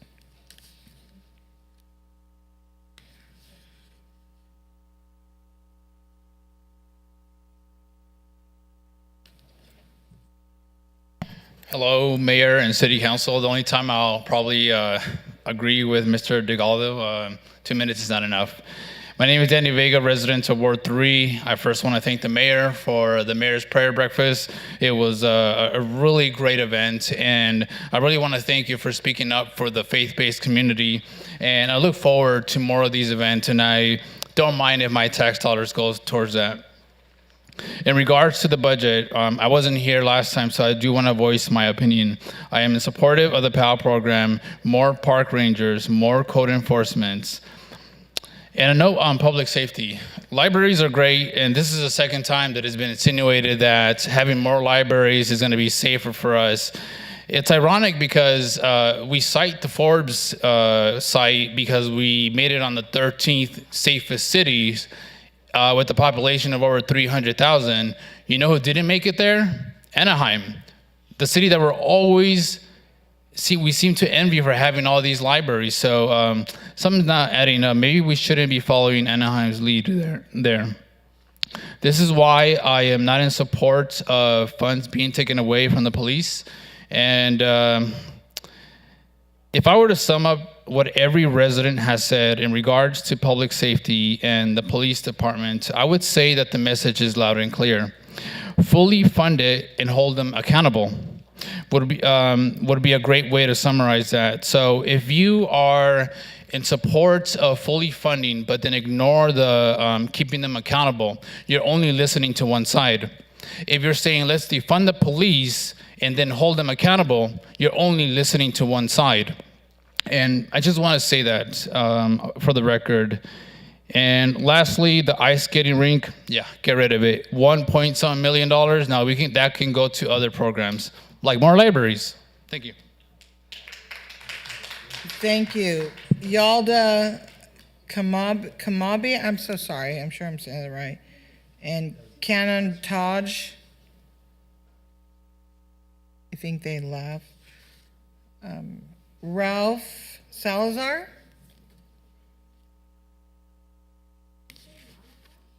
I'm sorry? No, I didn't say Maribel. Ralph Salazar. No problem, sir. Take your time. I move slow, my apologies. Not a problem. No need to apologize. Good evening, council members. Good evening, Mayor. My name is Ralph Derek Salazar. I'm an elder with Juanito Band Mission Indians, Hachiman Nation 84A. I'm here today because there is an issue that I don't know if you guys are aware of. It's called pretend Indians. These are individuals that self-proclaim that they are Native American, but they're not. Okay, they are not. Because if you are Native Americans, which I am proud to say, I don't have a problem doing this. Pulling out my identification card saying that I am Native American, and no pretend Indian can do that. And that's what you just witnessed this evening. Pretend Indians attacking an individual. That's not right. It's not fair. And I know this firsthand because I was filed an assault charge against me for calling this individual, "You're not Native American." She took me to court along with my chairperson. The judge told her it's freedom of speech. I have the right to tell her that. I have the right to say non-Native Americans. So I am asking you as council members, if any person that claims to be Native American, ask for the documentation to show the proof, because I'm proud to be Native American. And if they tell you it's disrespectful, that's because they are not being honest and telling you the truth that they are Native Americans. And there will be individuals that say that because they cannot show the proper documentation that they are Native American. I thank you, and I'm a very proud Native American today. I was born and raised in Santa Ana. I went to Lowell Elementary, Lathrop, and Santa Ana Junior High. Sir, your I time's up. thank you. Thank you. Yalda Kamyab. Again, I apologize. Followed by Kanan Taj Sidahi. And the last one is Nanaba. Nanaba? All right, that ends public comments. I'm so sorry, I didn't see you get up. I apologize.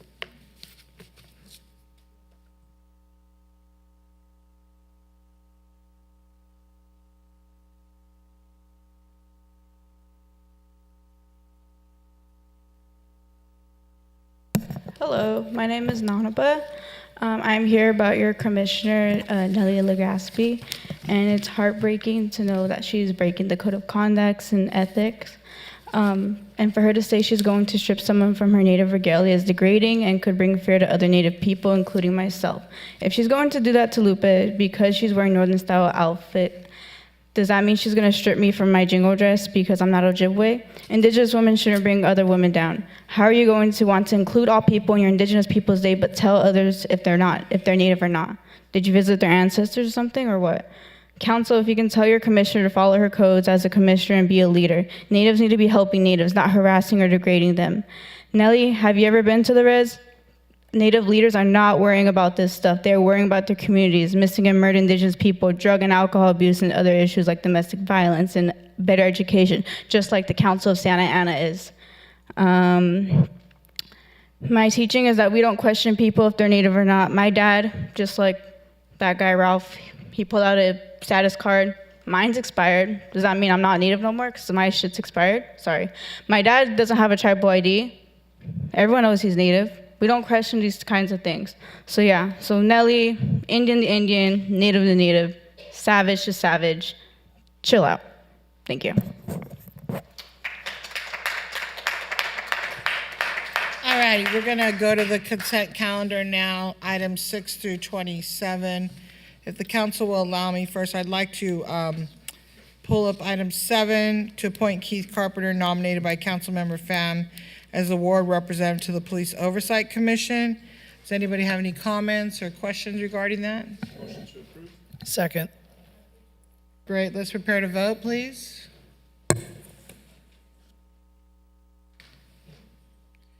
Madam Clerk, can you do a roll call unless it's not popping up? Yes, Mayor, for item number 7, moved by Councilmember Penaloza, seconded by Becerra. Councilmember Becerra to appoint Keith Carpenter to the Police Oversight Commission. Councilmember Becerra? Yes. Councilmember Hernandez?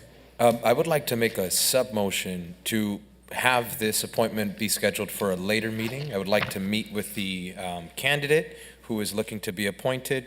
It's a regular practice that I would have regardless of who's appointing anybody on this council here. So I'll put a sub-motion on to continue this item so that Keith Carpenter can meet with members of the council. Councilman Finn. Thank you, Councilmember Hernandez. I understand that. However, I specifically, when I interviewed Commissioner Carpenter or nominee Carpenter, I asked that he receive everybody's contact to reach out to you to give that opportunity at least 2 weeks in advance. And so I was very cognizant of that request by the council. And given that that was an early request, I hope that we can approve him tonight. Mayor, and yes, Councilman Becerra. and thank you, Councilmember Fan, for saying that and doing that, because I had the opportunity to actually chat with the nominee, and I'm very happy that we had that conversation. So thank you for reaching out to us, and thank you for taking the time to speak with us. So I believe this entire council had that opportunity, so I have no problem approving his nomination this evening. I know he reached out to me as well, and I spoke to him. So we have 1 no, 1 yes. I'm not a no. We have a motion, sub-motion. Go We ahead. have a sub-motion, but I haven't heard a second to that sub-motion yet. So if there's no second, the motion would fail. It appears there's no second. Then we go back to the underlying motion from Councilmember Penaloza, seconded by Mayor Pro Tem Becerra, to approve the nomination. I have Councilmember Becerra's vote as a yes. Councilmember Hernandez? Yes. Councilmember Penaloza? Yes. Yes. Councilmember Fan? Yes. Councilmember Vasquez? Yes. Mayor Pro Tem Lopez? Yeah. Mayor Mesqua? Yes. Okay, the vote is 7 ayes, no nays. Nomination is approved. If do I get to Mr. vote? Carpenter is here to... Do I get to vote? Oh, you didn't You vote? did at the beginning, didn't you? No. I'm sorry. Councilmember Becerra? I'd like to say yes. My apologies. Mr. Carpenter, can you please come up so we can swear you in, sir? Thank you.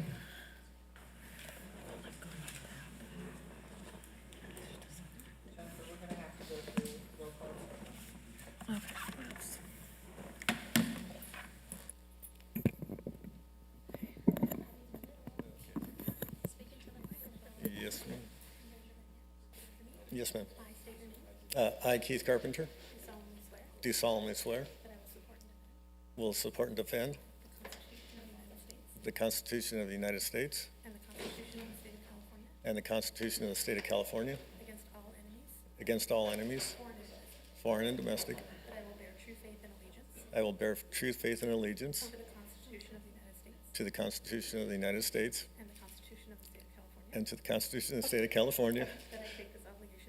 And I take this obligation freely without any mental reservation or purpose of evasion. That I will well and faithfully discharge And I will well and faithfully discharge the duties upon which I am about to enter. Oh, thank you. Welcome, Mr. Carpenter. Welcome. Oh, thank you.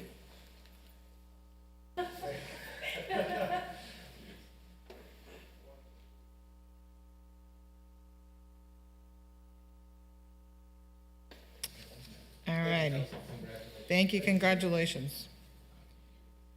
Okay, consent calendar items number 6 through 27 are before us. Council members, please announce any items that you'll be abstaining from due to conflict or any further requests. Pull an item, please let me know. Councilmember Fan has abstained from item 12 and 27. Are there any other abstentions? May I just personally make that statement? I think Go that's ahead. a duty. And so I will have to recuse from item 12 and 27 as City Ventures and Fairfield Residential Holdings are, I believe, clients of my employer, Rattan and Tucker.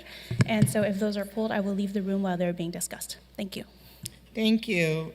Do I have any items that any council members want to pull? Mayor Mesqua. Yes, Councilman Becerra. I'd like to go ahead and pull items 9, 16, and 25. 9, 16, and 25. Any other items, any other council members? Okay, can I get a motion and a second to approve the remainder of the consent calendar? So moved. I'll second. Please cast your votes, members of the council. A motion to approve the consent calendar with the exception of item 7 already approved. Items 9, 16, and 25 pulled for separate consideration. Councilmember Becerra? Yes. Councilmember Hernandez? Yes. Councilmember Penaloza? Yes. Councilmember Fan? Yes. Councilmember Vasquez? Yes. Mayor Pro Tem Lopez? Mayor Mesqua? Yes. The vote is 7 ayes, no nays, with a noted recusal by Councilmember Fan on items 12 and 27. Motion carries. Great, thank you. Item 9, Councilman Becerra, please. Thank you, Mayor Mesqua. This is, item 9 is the receive and file of the rental registry fee study. And, so on this item, so the council's receiving this, and after we receive, or hopefully if we receive and file it, staff's going to return to the council with the new rental registry fee of $100 per unit, right? Because the recommendation is to look at option 1, and that would be incorporated into our upcoming fiscal year miscellaneous fee schedule. So that $100 per unit fee, if every single apartment in the city actually had a fee paid for it, so 100% participation would be $3.245 million. And that would go to fund 14.4 full-time city employees. So in option 2, though, it says that, now again, this is not what's being recommended, but it says that the cost for a capital improvement petition, so that would be if somebody, if a landlord wants to make an improvement on their property, but they aren't able to afford it because of the limits on raising rents, they would have to file a petition with staff, and that would end up costing that person $13,442, or at least that's what was estimated. And in the in this receive and file report, it says that they estimate that there would be only 4 capital improvement petitions submitted and processed in a year. So only 4. 32,000 units in the city of Santa Ana. And, because the condition of all of our units here are just brand new, so there would only probably be 4 petitions submitted. So that, and on top of that, so again, we are asking, or we're expecting through this report, that with 100% participation, we would have this $3.245 million, and that's going to fund the 14 new employees.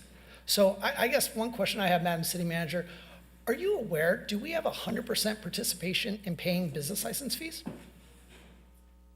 We do audit efforts to try to ensure that we capture 100%, but no, I can't attest that we have 100%. So the expectation, if we were to build a budget saying that we were going to have 100% participation in paying for business licenses, that'd probably be unreasonable, correct? I think it's a reasonable expectation because it would be the law. Reasonable to expect, but would you base a budget on it? It's a hypothetical question. I'm not quite sure how to answer that.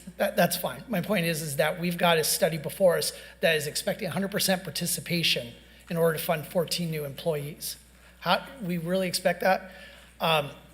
Every time something related to this issue comes before us, the math gets fuzzier and fuzzier. So I can't support this. I wouldn't even support receiving and filing this. I'm sorry, just because this is not a reasonable conclusion with this report. I would ask the staff and the consultants to have the fortitude to tell this council when the numbers don't add up, because they don't. What you have before us tonight, I appreciate the effort and work that you did. I appreciate that you tried to make a comparison to other cities, but to say that you expect every single unit to have a fee accounted for in order to fund what I would consider a boondoggle is just not realistic. So, Madam Mayor, I will not be supporting this. In fact, I won't even support receiving and filing this. So I don't know. Normally we wouldn't make a motion for this, but I would actually like to make a motion that we not receive and file this because of the unrealistic information in this report. Okay, thank you. Is there a second? I'll second it. I'll make a sub-motion to move the item for option 1. I'll second that.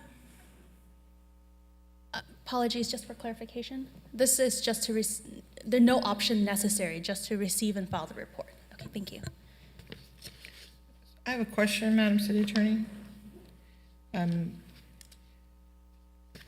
So hearing Councilman Becerra,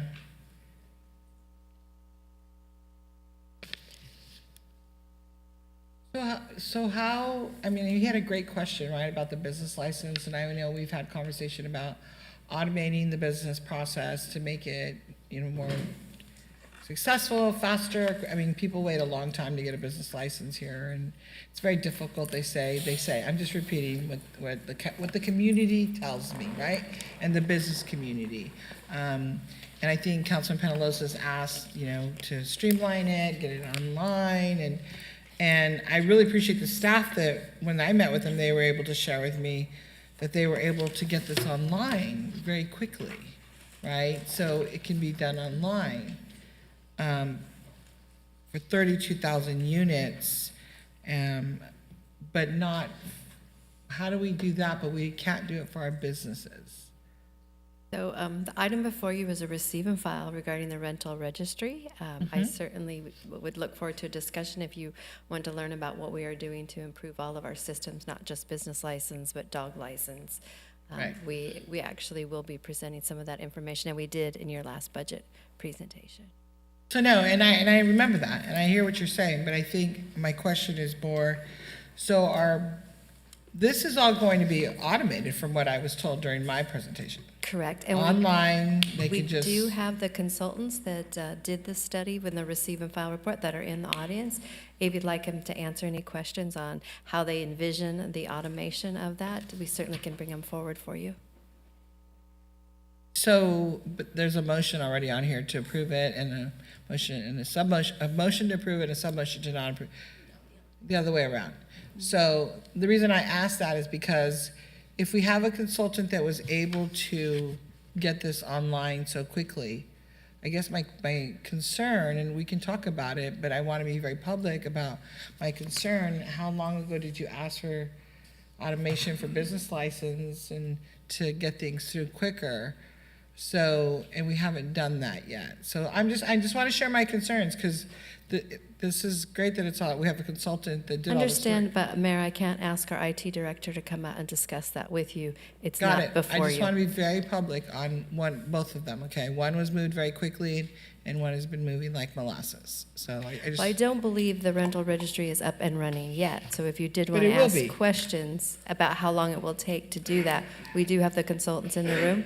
Okay, so let's have that question, please. How Okay. long will it take? So I will ask Judson, Housing Division Manager, I don't know if he wants to answer the question or if you want to call up some of your consultants. Thank you very much, Mayor. Yes, we started the process in January to implement the new rental registry that will be supporting this ordinance, and by July 1st, with support of the Mayor and City Council, we do expect the fee to be operational and streamlined for landlords to be able to pay that fee over very, very quickly over the portal. So they'll be able to pay online? Yes. Everything will be done online? Yes, yes. So thank you, Judson. And again, my concern is we were able to move very quickly with this, but there's been other things that we have not been able to move, especially like the business license, which is really important. So, okay, there's a sub-motion, and there was a second. Yes, Mayor, you do have 3 speakers. I can't see the speakers on here. Okay, the first one is Mayor Pro Tem Lopez. Perfect, thank you, go ahead. I can't, just so you guys know, I can't see you on here, so Jennifer's gonna call your name, because I can't, mine's not working. Thank you. Yeah, so I want to thank staff for the work in getting this study to us and presenting us the options. It's very transparent. It's very easy to read. All you have to do is read the staff report. And it even gives you the breakdown of what would be required per month, which is $4.17, which is really, really low. And so I want to thank staff for doing this work, for presenting us with this information, which again is here publicly available for folks to read on their own, and I encourage people to do that. And I'm excited for this program to be established so that all parties involved can can be part of the program. And so with that, I did second the sub-motion. Thank you. Councilmember Penaloza. Thank you, Madam City Clerk, and thank you, Madam Mayor. I just wanted I didn't think I'd be mentioning two U.S. presidents tonight, but there was another U.S. president that said that the 9 most terrifying words in the English language are, "I'm from the government and I'm here to help." And I look at this, and from my understanding, Madam City Manager, is that this is going to cost the taxpayers, and I know I say taxpayers because at the end of the day, our tenants and our landlords or apartment owners are tax-paying people here in the city. You could call them taxpayers, you could call them tenants or landlords, but at the end of the day, it's going to cost $3.2 million to help the city try to make sure that rents aren't raised. Is that my understanding? Yes, to provide the tenants, renters protections. That's the purpose of it, yes. So it's going to cost renters $1.6 million a year, and it's going to cost the landlords another $1.6 million a year. That's if the landlord chooses to pass on 50% of the fee to the tenants. If they choose to pass on, so they have the option not to pass it on? That is my understanding, and I'll bring Housing Division Manager up if you have any more detailed questions.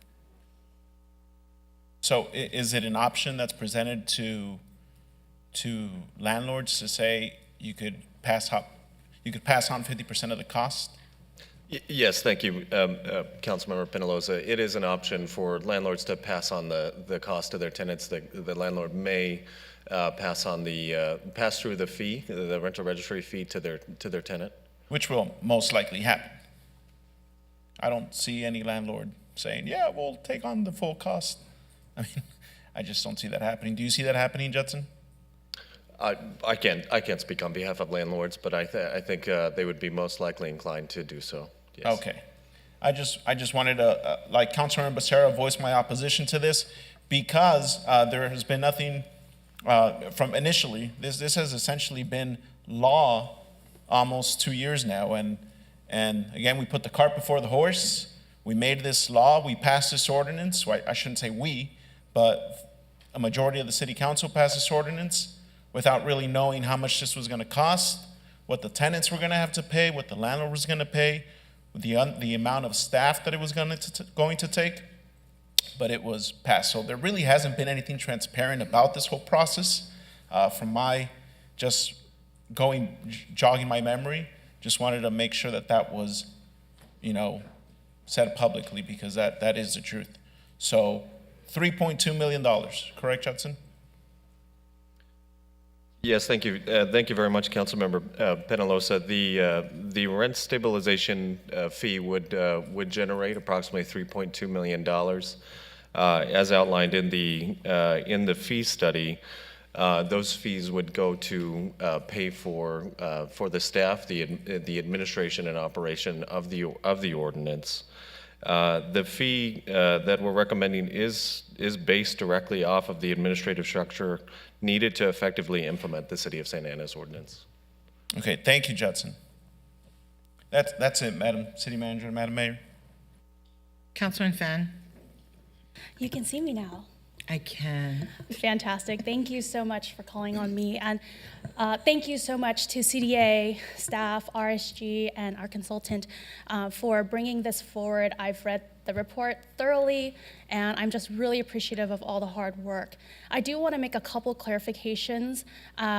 While I do understand our president did say that the government is here and to help you, it's a scary thing. I grew up on government benefits. I grew up on welfare. I grew up on Section 8. I got Pell Grants to go to college, and that is why I'm here in front of you today to be the first Vietnamese American council member in the city of Santa Ana. So no, I thought the government coming to help me and my family of refugees was a good thing, and I'm glad to pay it back and to pay it forward.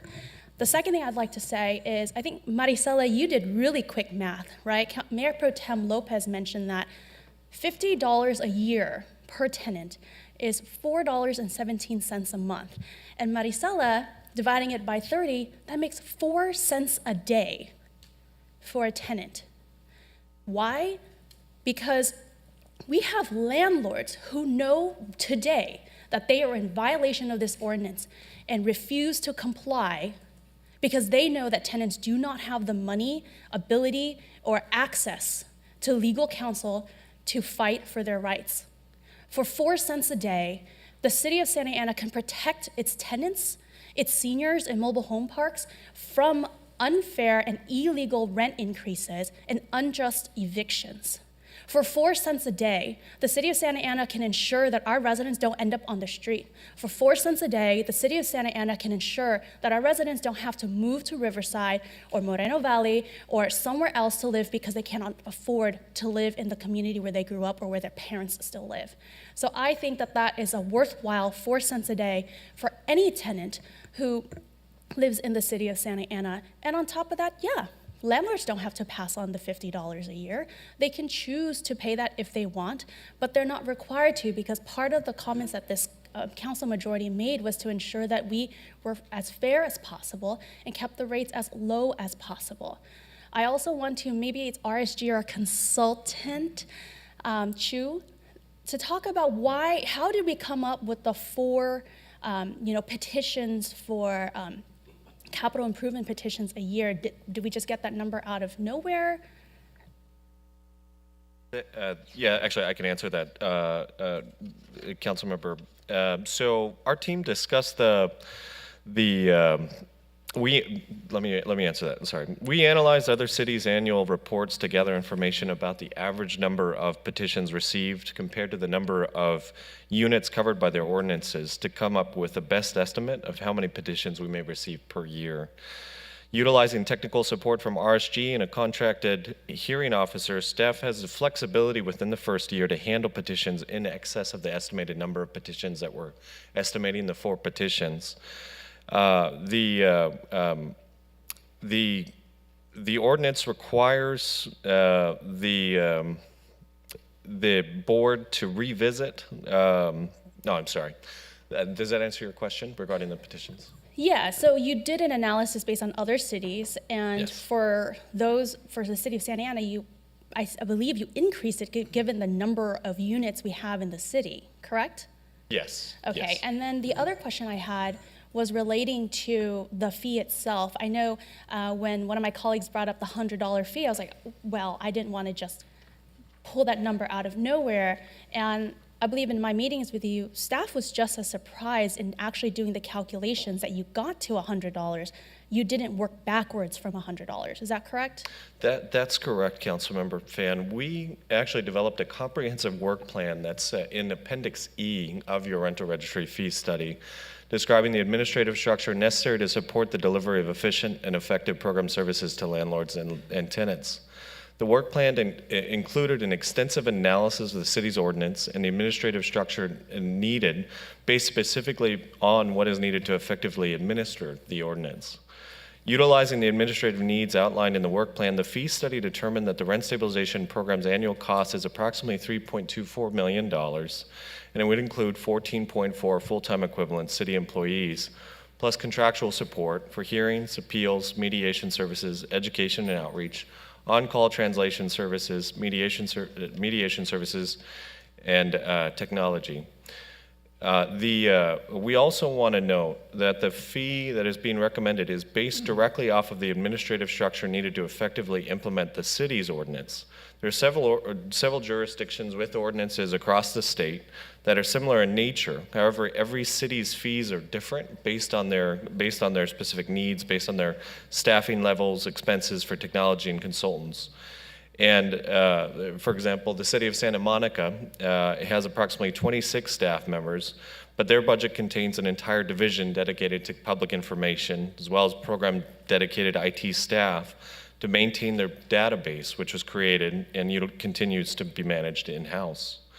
By utilizing the guiding principles approved by City Council last September in the assessment of the administrative structure needed to implement the ordinance, the city is able to keep program costs lower in comparison to other jurisdictions. The program has been designed to reduce duplication, maximize efficiency, and reduce any unnecessary work that would increase the fee upon tenants and landlords. The program utilizes a hybrid of consultants in the hearings and mediation unit and a portion of the legal unit. The program also builds upon existing services in the Community Development Agency, Code Enforcement Department, and the City Attorney's Office. RCS, our consultants, have been in business for over 43 years developing user fees and impact fees, and they have conducted hundreds of comprehensive studies throughout the state. They've also worked on 3 rental registry fee projects, including Beverly Hills, Santa Ana, and Bell Gardens. So in terms of arriving at the fee of $100 per unit, the staff conducted significant due diligence, as you can see in the rental registry fee study. Thank you. And just one last question so that our residents are aware. This $100 fee split between a landlord and a tenant, divided for 12 months, right, would pay not just for the registry and the rent board, it will pay for staffing as well as the review of any petitions, which, if it was not covered under this comprehensive fee, would have to be paid for by an individual tenant or landlord, which could be cost prohibitive. So in this case, my understanding is that the fee was meant to ensure everybody has access to city services. Is that correct? That's exactly correct, and we understand the concern about the pass-through to tenants. It is optional. But it would only result in an additional cost of $4.17 per month to be paid by the tenant. If we look at the alternative if the tenants weren't being served by this ordinance and weren't paying that fee, let's say for example that the average rent for one-bedroom apartment is $2,000 a month. Under the rent stabilization ordinance, the tenant's rent could increase by up to 3% or $60 per month, right? Without our ordinance, under state law, the tenant's rent could increase by up to 10% or $200 a month. So under our proposed rental registry fee, a tenant would pay $4.17 per month for our comprehensive services associated with the ordinance, which keeps their rent stable and predictable.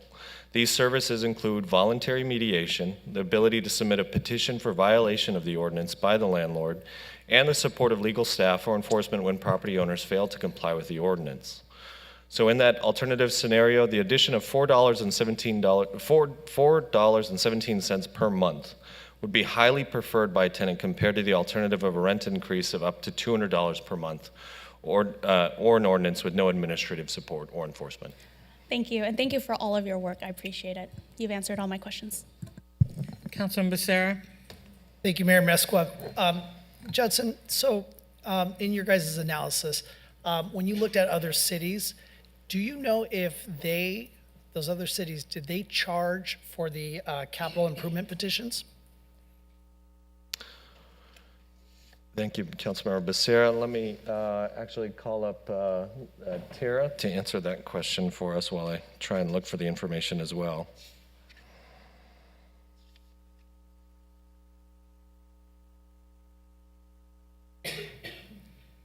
Good evening.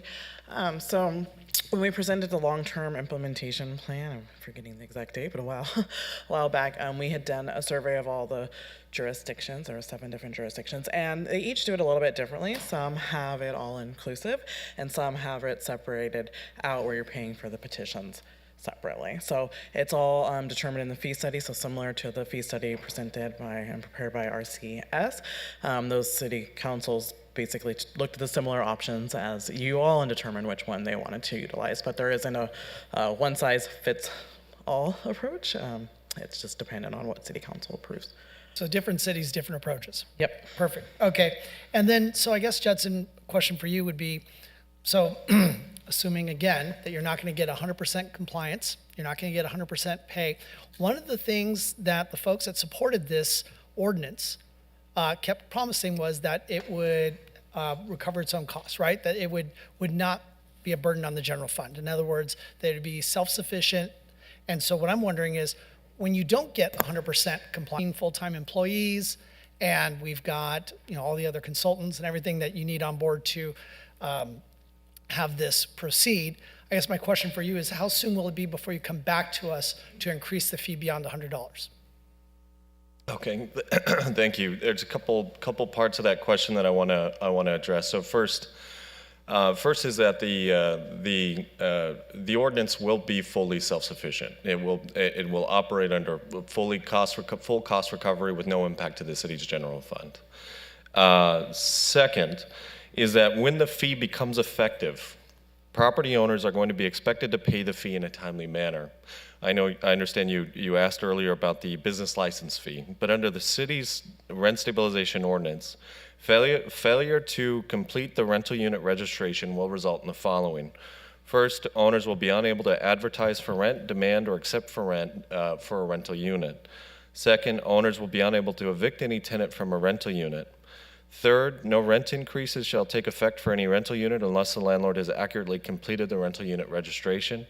Fourth, no petition, application, claim, or request shall take effect for any rental unit unless the landlord has accurately completed the rental unit registration. We've reached out to other jurisdictions to better understand best practices related to compliance with the rental registry and to understand how they conducted outreach and education. We've developed a robust plan for reaching out to every landlord in Santa Ana. Again,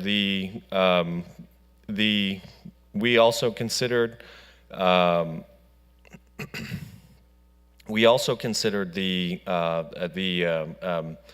risks and scenarios of not collecting the full amount of fees.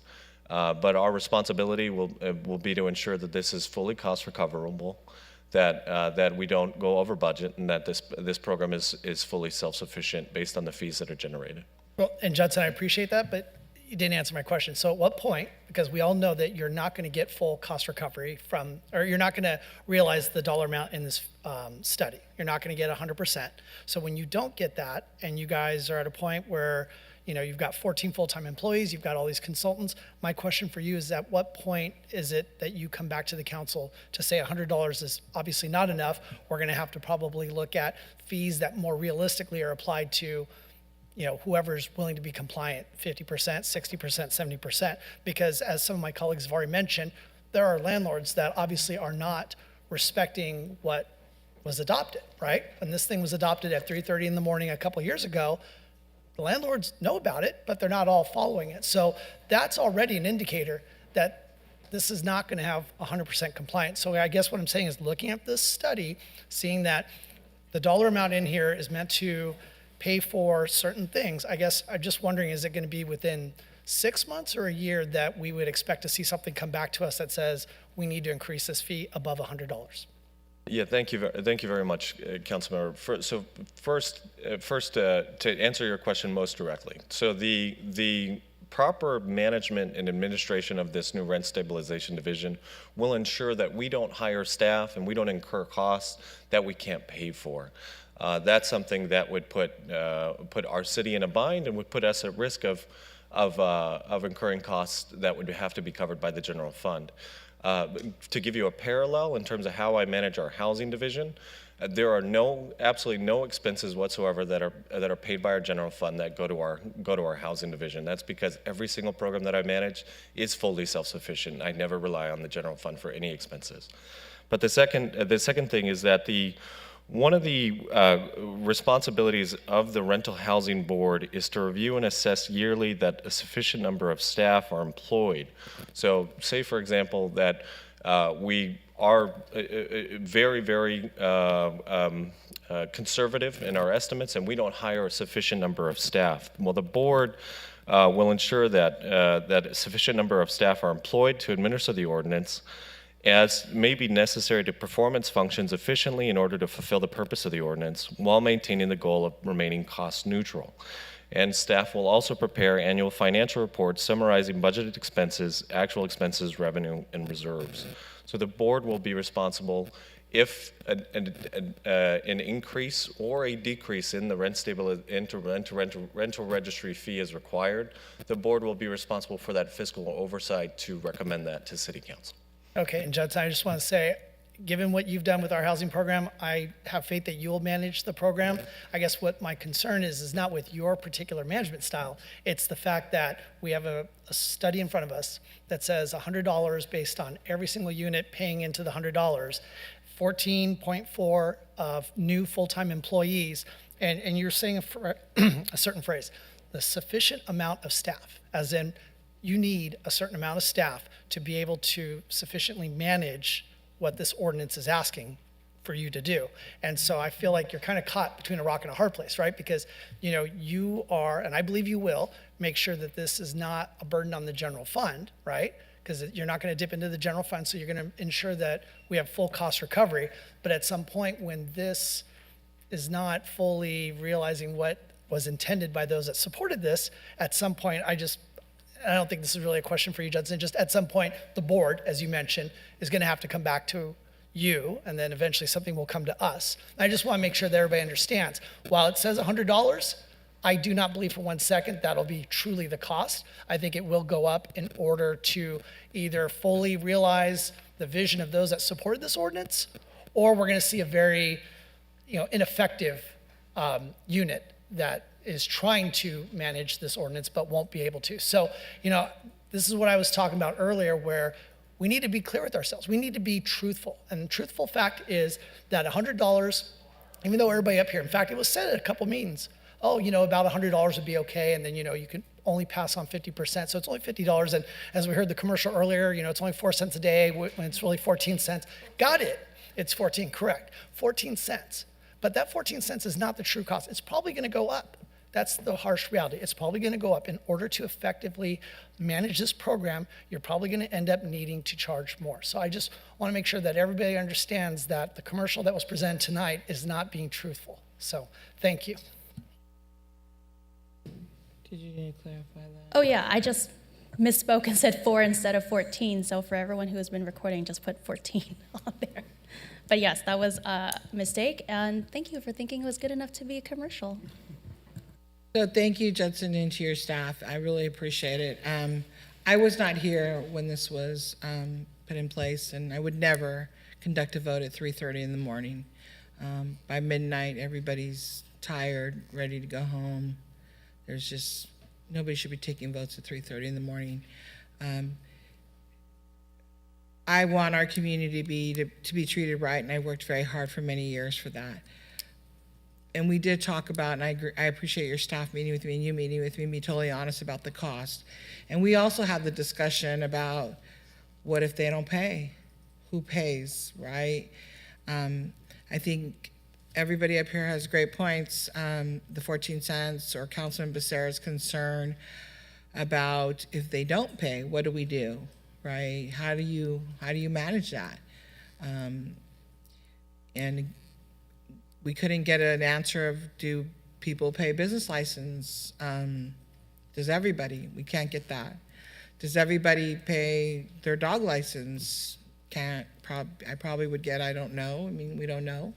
So I'm not going to support this, not because I don't think that you, Judson, would oversee it and your staff and do a good job like you do with everything that you do here in the city with your staff. And Mike, thank you, because he does a great job with his staff. But I'm more concerned about, I could sit up here and say I have $50, and then, as Councilman Becerra said, then a year from now, we come back and we say it's gonna go up to $200, which means it goes up to $100 for the renter. And I would have a problem, a serious issue with that, because people need that money to live. And $50 is a lot of money. And like Councilman Fan, I grew up on government assistance. $50 to my grandmother was a lot of money. It was a whole heck of a lot of money.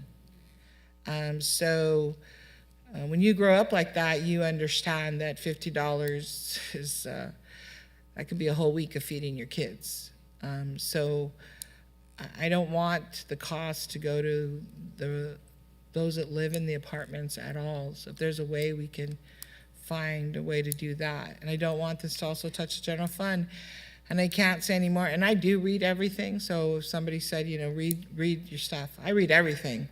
And I meet with the staff and I ask a lot of questions, probably too many. And I bug them and I ask a lot of questions.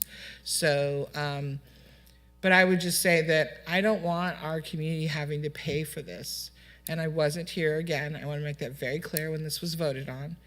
And I would have walked out if I was, because I do not make decisions at 3:30 in the morning. And hopefully, while we're all sitting here now, we will not be here till 3:30 in the morning unless it's an emergency and we are in a crisis. So with that, I am not going to support the item, so let's move forward and vote. You roll call, please, or you're going to, is it working? All right, mine's... This is for the sub-motion by Councilmember Hernandez, seconded by Mayor Pro Tem Lopez, to receive and file the That rental is registry correct. fee study.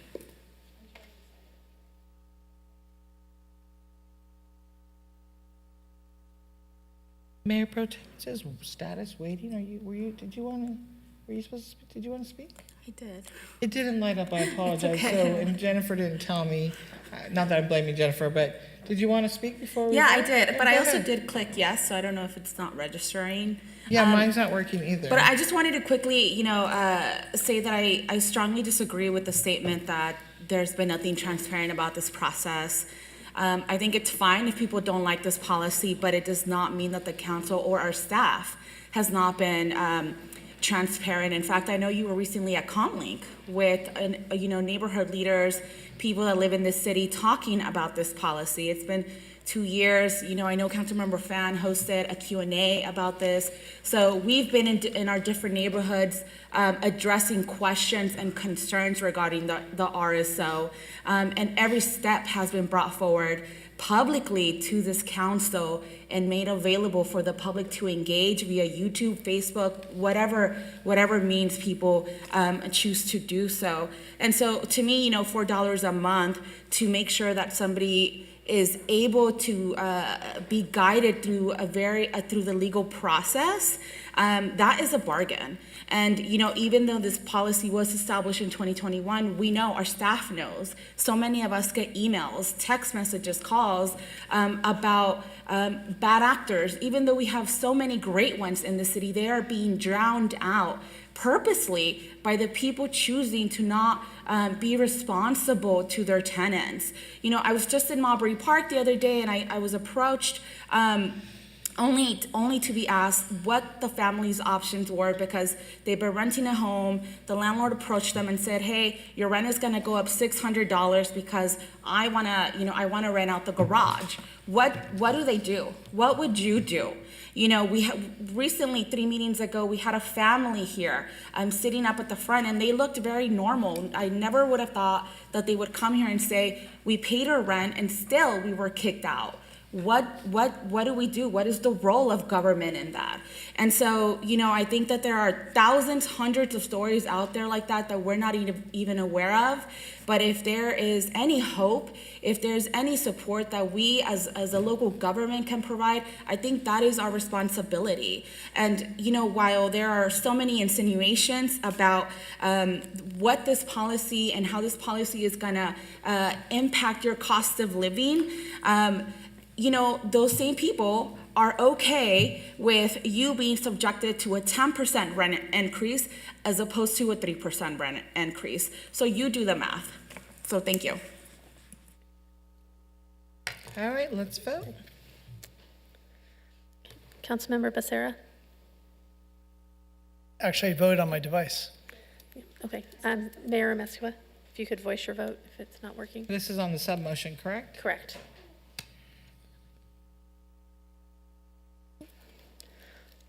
The vote is 4 ayes, 3 nays. Nays by Mayor Mescua and Councilmembers Becerra and Penaloza. Motion carries to receive and file. Thank you. Item 16, Councilman Becerra. Thank you, Mayor Mesquad. I hope this one is much quicker. So this is the First Amendment to agreements with a couple of our consultants that staff uses for on-call affordable housing, financial, analytical, and advisory services. I am okay with most of the folks that are part of this item. During the discussions on the amendments to the Housing Opportunity Ordinance, or the WHO, I found Kaiser Marston's in lieu fee analysis failed to take into account several factors that impacted housing construction, which I think gave the council a false impression of where the fee should land. Given how the ordinance so far has failed at $15 a foot, Kaiser Marston thought that $17 a foot would be a great idea. Actually, it was $17 and some change, so it was a little higher. So with that, I would ask my colleagues that we move forward with the first amendments executed for the consultant agreements with only David Paul Rosen Associates and RSG. That's my motion. I'll second. You want to speak, please push the button so I know you want to speak. No speakers, let's prepare to vote.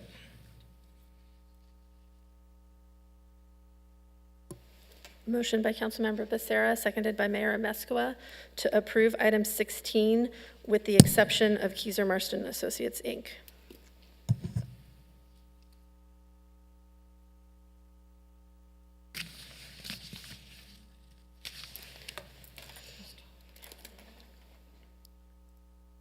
Council members. The vote is 4 ayes, 2 nays. Nays by Mayor Pro Tem Lopez, Councilmember Vasquez, and noted absence by Councilmember Hernandez. Motion carries.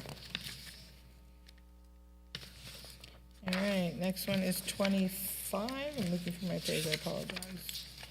25, Councilman Becerra. Thank you, Madam Mayor.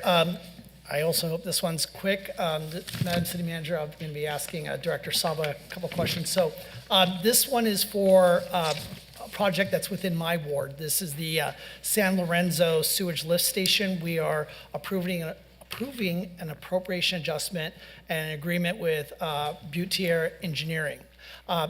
So this project started back in 2018, correct, Director Saba? That's correct. And so the original contractor defaulted, so there was obviously some delays, but I think you and your team picked it up as much as you could to get this thing going. But so back in August of 2021, we this council approved an amendment to add $500,000 to that original agreement for the construction engineering services. The original agreement and the amendment expired, and so here we are today, 5 years later. So the two questions I have for you, Director Saba, are: when's this project going to be done? And are we going to need to appropriate any more funds to get it? We won't need to appropriate additional funds. Sewer Enterprise will be able to pay for the additional construction management for Buetier. And to answer your question about the completion of the project, I have our construction weekly report just this morning, and it indicates that by July or end of July, we should be done with the entire project. We are currently doing equipment testing, pressure testing, and we just completed the final tie-in on Bristol for the trunk sewer coming or going to the sanitation district. So most of the street work has been finished. Now we are on site doing testing and pressure testing and equipment testing, like I mentioned, and next we would be abandoning the old pump station. Fantastic. So that's just in time for Saddleback to kick off their new stadium over there. So that's good news. Thank you for that. And with that, I'll go ahead and move the item. I'll second. There are no speakers, let's vote. I'm sorry? Oh, I just said I had to live through the Segerstrom being like one lane each way. It was hard to get to the Taco Bell. No sidebar conversations, distracting.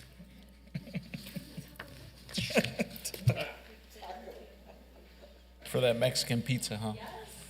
All right, no Mexican pizza, let's go. Councilmember Everybody Penaloza? vote? The vote is 6 ayes, no nays, with a recorded absence by Councilmember Hernandez. Motion carries. All right, that's the end of the consent calendar. We're going to go to the business calendar. Item number 29 is agreement for school crossing guard services. Madam City Manager, may we please have staff report? Yes, we do have a brief presentation for this item, and Executive Director Nabil Saba will be providing it. We will load it up if you just give us a second, please.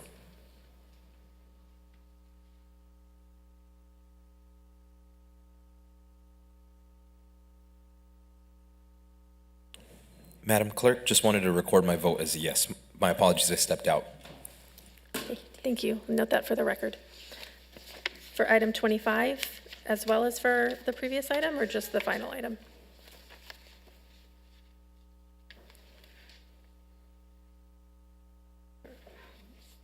I'm sorry? We had you absent for 2 items, so just confirming. Yes, on both of them. Yes, on both. Okay, thank you.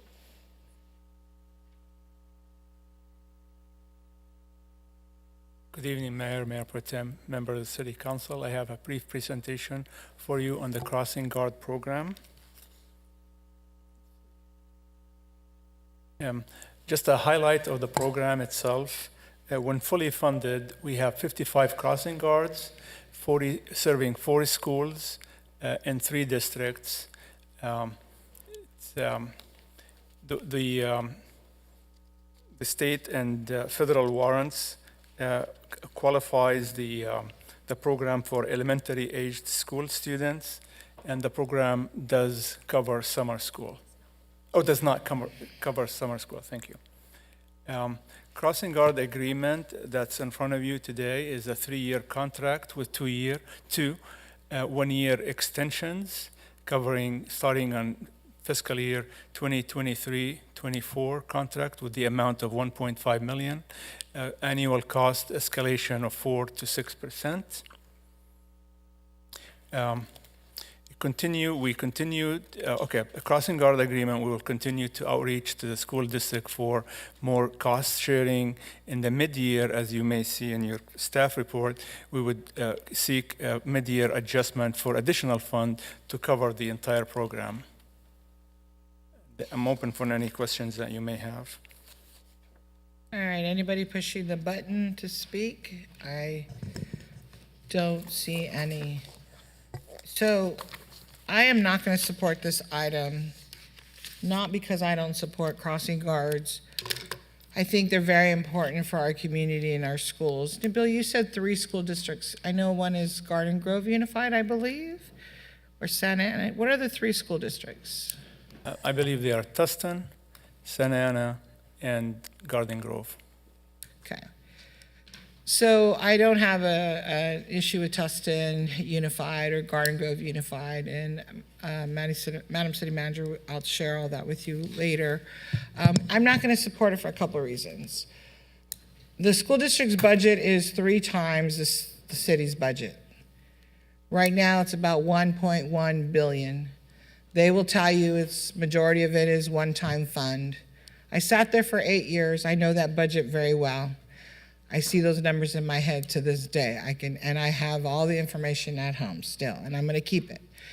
They'll say they have a $42 million structural deficit. I mean, how much is our budget for Santa Ana? $42 million is a lot of money to us. So you're asking for approval of up to $7 million for 5 years, correct? That's correct. So if Santa Ana Unified, which I sent an email, I think, City Manager, you've tried to have a conversation with them, and they are the majority, they're the bulk. They would be the bulk of up to the almost $7 million. And they have refused to reply. Nobody's engaging, which is pretty normal. And so they just agreed on Tuesday. So I want people to hear me at home. They just approved on Tuesday to pay a board member that already receives a stipend of almost $10,000 a year to be a board member. So now they have approved to pay her 20 days of work, for her to call in sick or call out of work for 20 days. And Santa Ana Unified is going to pay that money back to her employer, which is the County Department of Education. So there's a lot of questions around that I have, and I hope the parents are going to get together and deal with it through legal counsel. So if she makes about $50 an hour, add that up. Comes out to a good chunk of change. On top of that, they approved retro pay for her. So that's almost $5,000. So this person, this board member, knew the responsibility of running for office, just like we all do sitting up here. And I can tell you that when I worked, I used hundreds of hours of sick time and vacation time to go to board meetings and go to Masters of Governance and go to schools and go to graduations and go to all these things. So the priorities are different at Santa Ana Unified. They all have their own personal agendas, and I can say that because I sat there, so I don't care what anybody up here in the dais says it. Because if you want to discuss it, we can discuss it. Let's look at all the money that's being spent from there. They've had budget meetings. Parents ask for more security. They don't get it. Parents ask for more police officers. They're not getting them. They ask how many, city manager, they asked you what? How often does our police department respond? Santa Ana PD is at our schools probably, I can bet you after that report comes out, on a daily basis. They respond to everything. Because there's not enough police officers at Santa Ana Unified. There used to be 35. And Ms. Doma's quote, I'm probably quoting, I think there's 18 now, maybe 19. They don't have money to pay for counselors. They don't have money to pay for extra social workers. They have money to pay for certain things. So when it comes to the safety of our children, that has not been a priority for them. But yet the city, our budget, again, is smaller. And what parents need to do is they need to organize and go to the school district and say, split the baby, pay half. It is your responsibility.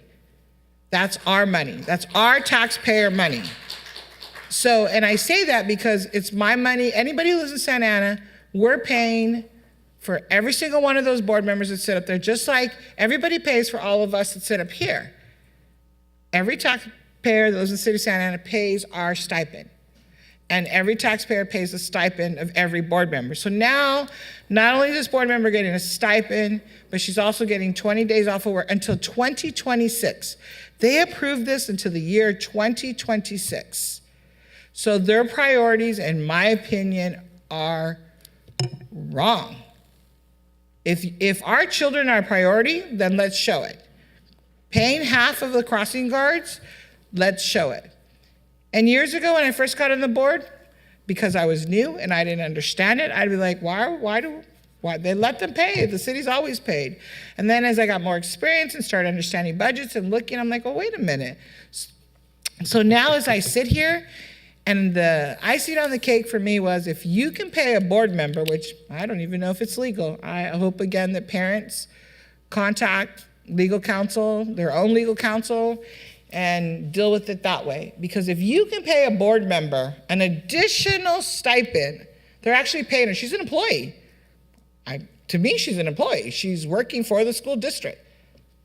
So why would I approve up to $7 million for crossing guards? Garden Grove, don't have a problem with it. Tustin Unified, don't have a problem with it. Because they're not paying for their board members a stipend, an additional stipend. I'm sure there are people up here that have jobs that call in sick and use their vacation time or their own sick time. Because if a council member came up and said, oh, I'd like you to pay my employer, I would be like, no way. You ran for office. You understood what you were getting into. At least you should have. So what can we do as a city with $7 million? Can you imagine the parks and the programs and the youth center that we can open up? Can you imagine what we can do with $7 million?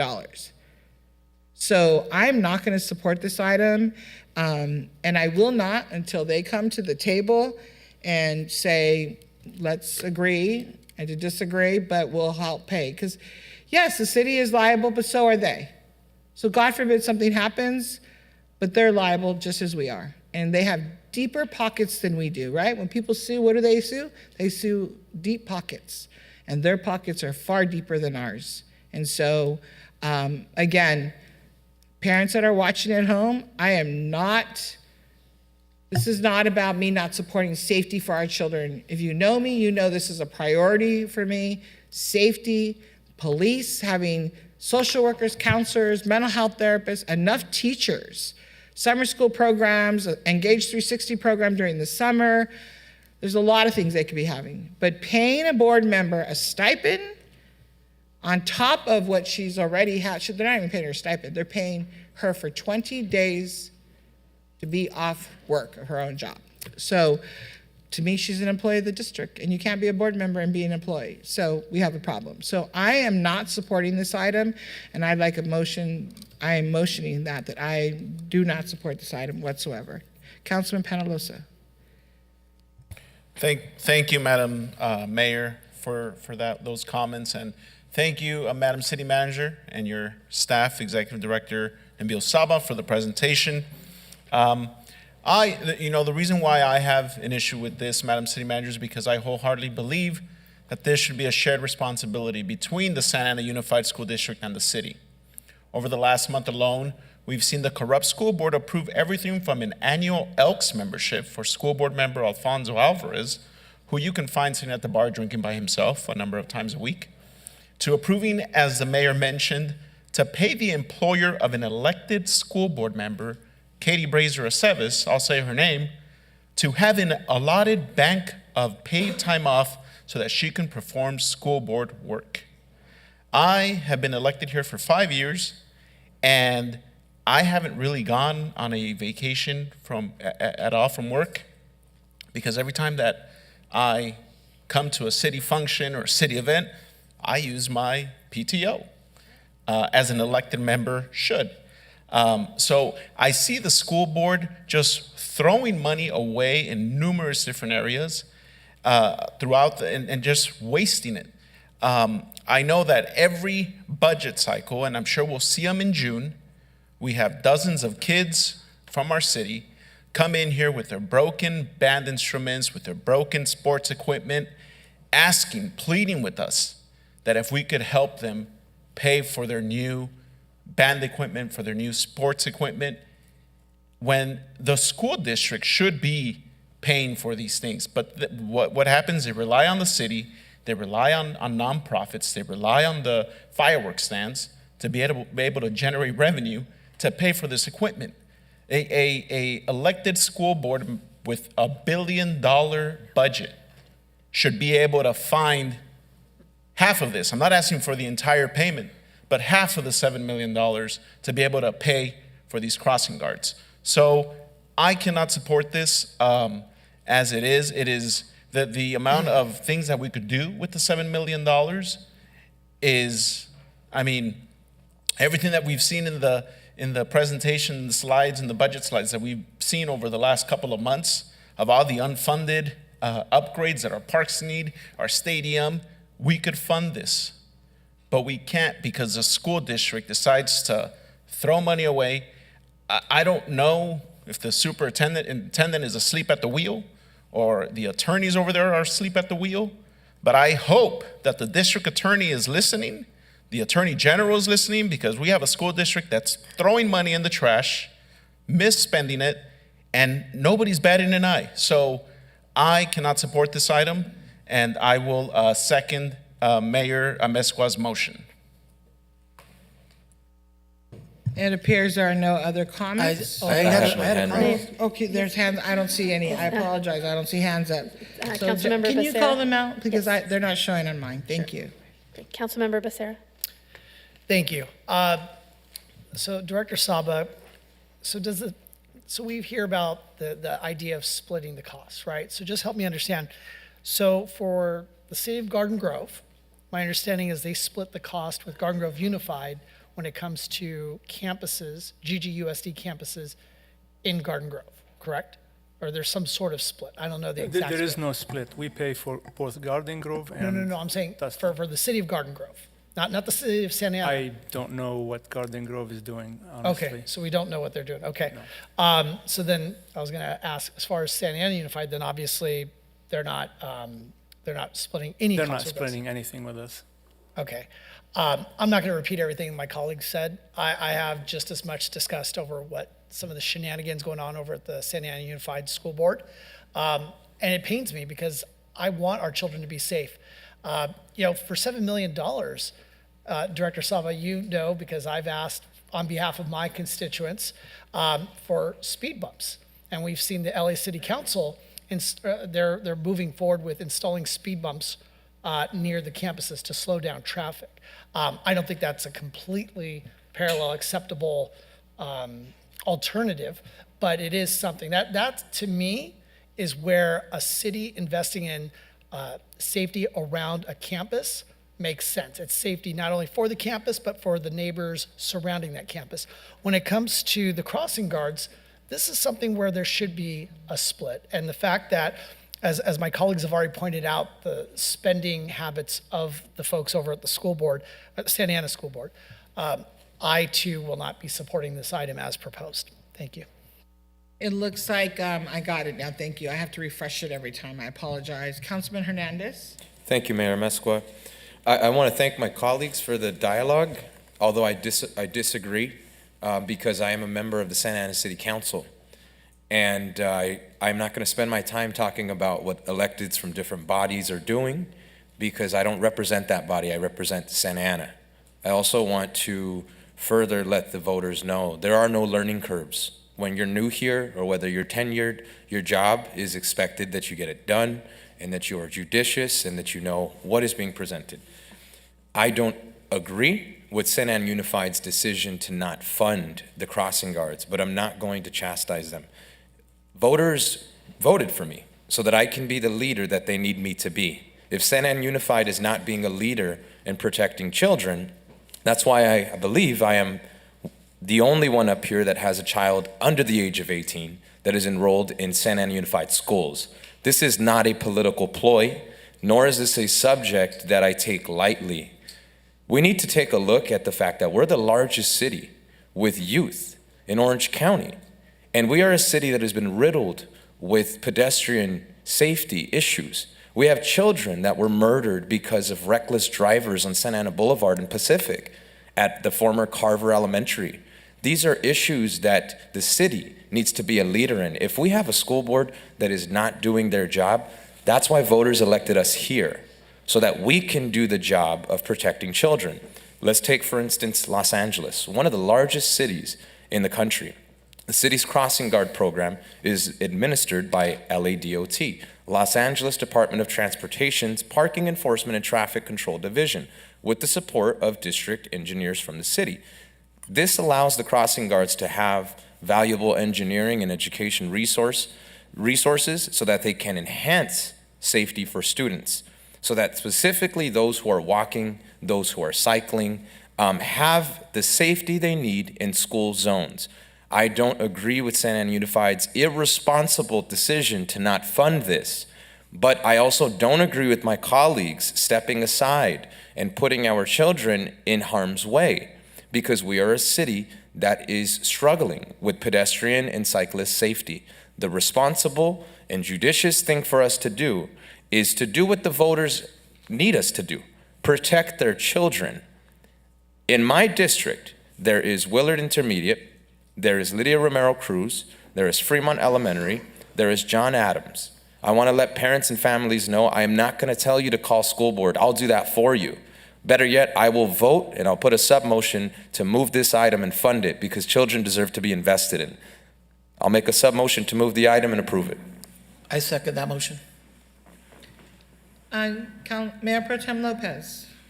Yes, thank you, Mayor. I will be supporting this item tonight, and like the rest of my colleagues, I hope that this can be a shared responsibility one day, but we're not there yet. And so there's just no way ever that I would say, let the kids, cross Fairhaven or cross any other major street without having guidance. We are discussing another issue in the city, which is, Santa Ana residents speeding through our neighborhoods. And so God forbid something were to happen, my belief is that this city would be liable or could be liable for that. I've said it before in the past when this item has come forward. I think it can be a very traumatic experience to get hit by a car. My little brother was run over when he was little, and there's just lasting impacts in life. And so and Councilmember Hernandez is right. We experience a high amount of pedestrian death in this city, of pedestrians, of cyclists being hit. And so, I think if this is truly about the safety of our kids, we need to move forward, whether we personally like this or not. We need to work with the district to establish some sort of program where, as I've said before, we can recruit parents, we can recruit people that are retired, that have the time, that want to volunteer, so that this dollar amount can come down. But I do, want to echo that we here at the dais, we need to prioritize our kids. We need to stop this fighting that I'm hearing, because the school district is not our enemy. They need to be a community partner. They are a community partner. And to be trying to put families and pin them against a council, pin them against a district, that is not productive. That will achieve nothing in this city. And we can talk about all kinds of stuff. It's easy to sit up here and say, this agency is misusing tax dollars. Well, we're on the record saying that taxpayers of the city of Santa Ana should subsidize private security for council members.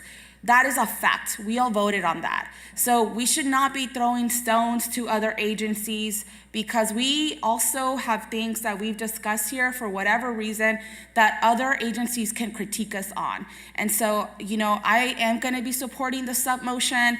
I don't want to see any accidents happen, and I definitely don't want to see this infighting come at the cost of our kids' lives and their safety. Great, thank you. Councilman Vasquez, please. Let's just be clear. We all get a stipend up here. We get a stipend, we get health, we get benefits here in the city. All of us, each member, the mayor. We have an assistant. The mayor has a lovely assistant. She's amazing. $60,000 a year. I get an assistant. We all get assistants to do the work. But we are going to pass this today. We're not going to play chicken with the lives of children. None of you had a child die on the street as they're coming to your class. And we're not going to play this game. We're going to build a relationship with Santa Unified. We're going to learn how to work like an adult, how to be professionals, and how to ask the ask. So we're going to take the vote, and we're going to pass this. Children will not be hurt. We have one of the highest pedestrian death rates in the state. Thank you. Councilmember Fan? Thank you, Mayor. You all know that I raised this alarm a couple years ago. I noticed at that time it was about $5 million, and now the amount has ballooned to $7 million because of additional requests, right, from schools, from parents, and things like that. I guess my question for you, Madam City Manager, is, the school district, or at least, let me back up, Santa Ana Unified School District is not interested in working with us. We've been working on this issue for 2 years. We've raised this concern with them multiple times. Is that correct? We have discussed it a number of times, but most recently, I actually did have a productive conversation with the superintendent, and we're going to explore volunteer opportunities. Okay. And, part of this is the cost, right? We have young people who came and say, why don't we have a teen center? When we looked at potentially prohibiting fireworks in the city, it was, sports programs, cheerleading, after-school programs from the school district saying they had to sell fireworks to afford to play sports and have extracurriculars. My question for you is this something that, I would like to see what we can do as a city to obtain funding to help pay for something like this. There's a lot of programs we work with the school we don't charge them for. Is that correct? I'm trying to think of, whether there's anything creative we can do, whether it's use of our police officers, different fields, other MOUs, parking. Is there any, have we discussed that? You have a committee that is working through the joint use agreement. So the joint use agreements, they cover many amenities. It's more of a shared use and establishing who has the time to use what rather than a fee process. And we did get the school district to stop charging our neighborhood associations to utilize their facilities. Right. I guess my question is, are we getting I'm open to this idea because you're right. I don't want to see any kids not have crossing guards or folks assisting them to cross the street. I was driving on McFadden and Fairview, and folks in that corner drive very fast. There are two arterials, and it's very scary because these are all kids just waiting on the corner. But I guess I'm trying to figure out, is there a way that if the school district is not going to come on board and pay for half of their fair share of these crossing guards in the district, whether there are other ways for the city to charge the school district for services that we provide, or to get rid of this joint use where we can charge them so that we actually have funding to help pay for something like this. Staff certainly could take a look at that and prepare a listing of opportunities such as that. Thank you. And so I see that these agreements are not effective until July 1st. Would it be possible to get some options to come back at the second meeting in June, which is June 20th? Options as to what? Ideas as to funding, ability to charge the school district for use of our city facilities and other things to help offset the cost if they are unwilling to pay for half of the cost of the crossing guards. We certainly can identify those opportunities. I don't think that in June we would have any agreements reached on any of those areas. Right. Okay. So I guess that would be my sub motion. I'd like to see those options come back to us and for us to dig into that and see what we can do. Obviously, there are other school districts and other places in the country where they do utilize volunteers, and maybe we'll have updated numbers based on volunteer agreements and things like that by then. So that would be my sub motion to continue this item till June 20th for staff to bring up back some ideas and thoughts regarding updating us regarding volunteers and other items. Thank you. Do we have more than one substitute? Yeah, there's one, Yeah. I made a motion, then there's a sub-motion, now there's another sub-motion. So we're not done with comments yet. So Jennifer, you got that? There was one motion, then. Yes, the first motion by Mayor Mescua, seconded by Councilmember Penaloza to not approve the agreements. First substitute motion by Councilmember Hernandez, seconded by Councilmember Vasquez to approve the agreements as presented. And the second substitute motion by Councilmember Fan, seconded by Councilmember Penaloza, to continue the item to June 20th and for staff to return with options for offsetting costs. Okay, we're not done with comments. Are you done? Yes. Thank you. Councilmember Becerra? Thank you, Mayor Mescua. So I hear my colleagues up here talking about how we can't play with the lives or the safety of the lives of our children. I 1,000% agree. But there are so many worthwhile causes out there that impact our city. We just financially can't take them all on. We can't. I mean, I know in my ward, we've got flood control channels that the county controls. We can't adequately police them. We need the county to help us. We can't just take it over because the county won't do it. Right? We can't just take over responsibilities of other agencies and jurisdictions just because they won't do it and it impacts our residents. We can't. We've all up here talked about trying to be fiscally responsible. We have to. We have to be. We don't have the resources to fund every jurisdiction's deficiencies. SAUSD, not to keep piling on them, but when you look at security on their campuses, they have less than 20 SAUSD police officers. I mean, we do not have enough police officers in Santa Ana. And are we now going to take over policing the school district campuses? Now, already our police do get called in to handle incidents inside campuses. But a lot of the issue, just even on prevention, on keeping the bad guys out, they don't have enough and they're not willing to invest in it. And this item before us today is just another item that they're not willing to invest in. And I gotta tell you, I appreciate the passion of some of the folks up here on this dais, but the passion should be directed at the folks at the school board who are failing our children by not paying their fair share of this. We talk about needing to be a good community partner. Well, partner means we have somebody else to partner with, right? It's not a solo act. It's not a solo responsibility. It's not a solo burden. It's for a partnership. That means somebody else has to partner with us. And what you've heard tonight is that they are not willing to partner with us. I appreciate the discussion up here tonight and Councilmember Fan's motion to see what other ways we can recover the costs from an unwilling partner. over at the Santa Ana Unified because they're not truly partnering with us. So at the end of the day, we do need partners. We can't be the sole provider, the sole resource and funder of all things to all people in the city of Santa Ana. We are trying to do our best to provide municipal services, but we need partners. Thank you.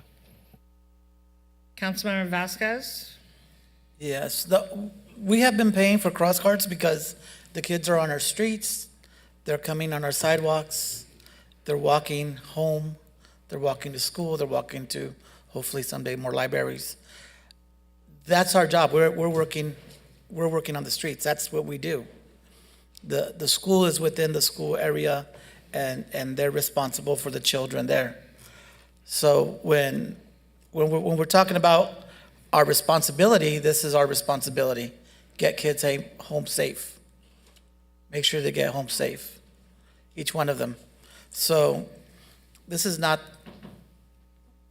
and I hope we can build relationships. I'm not going to agree with Councilmember Fan on your proposal because kind of like twisting an arm to form a relationship is not a way to go about it. But I think we could get there. I think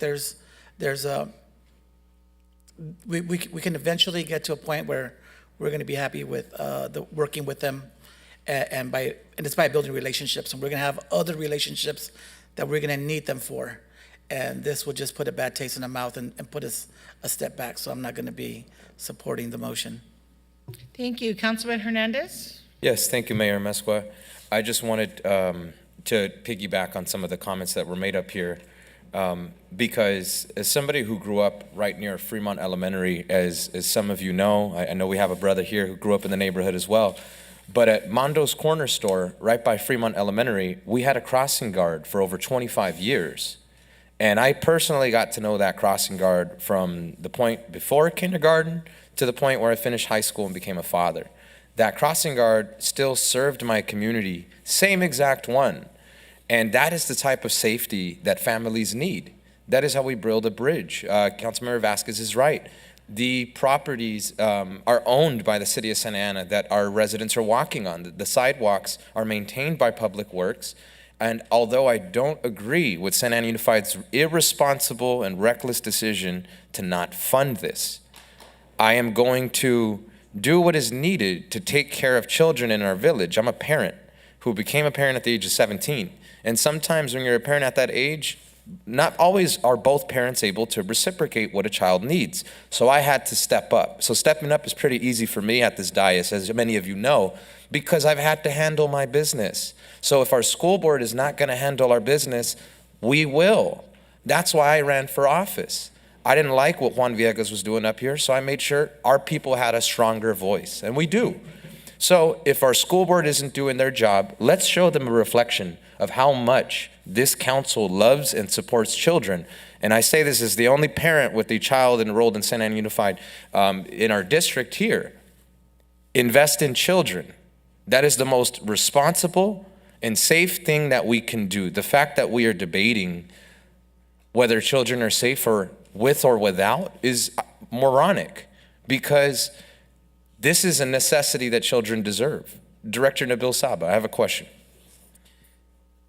If the council decided to not move forward with this today, how would this impact children and, their commute?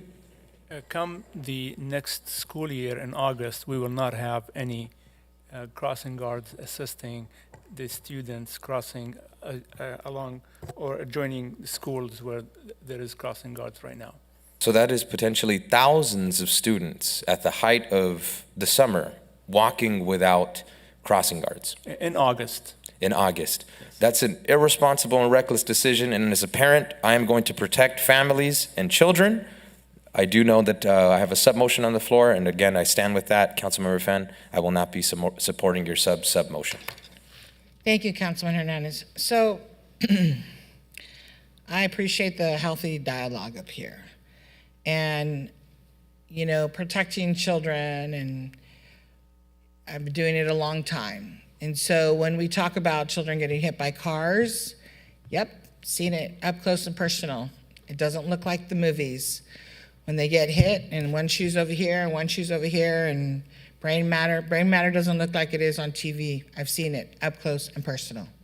So I believe it's very important to take care of our children. Again, I've been doing it a long time.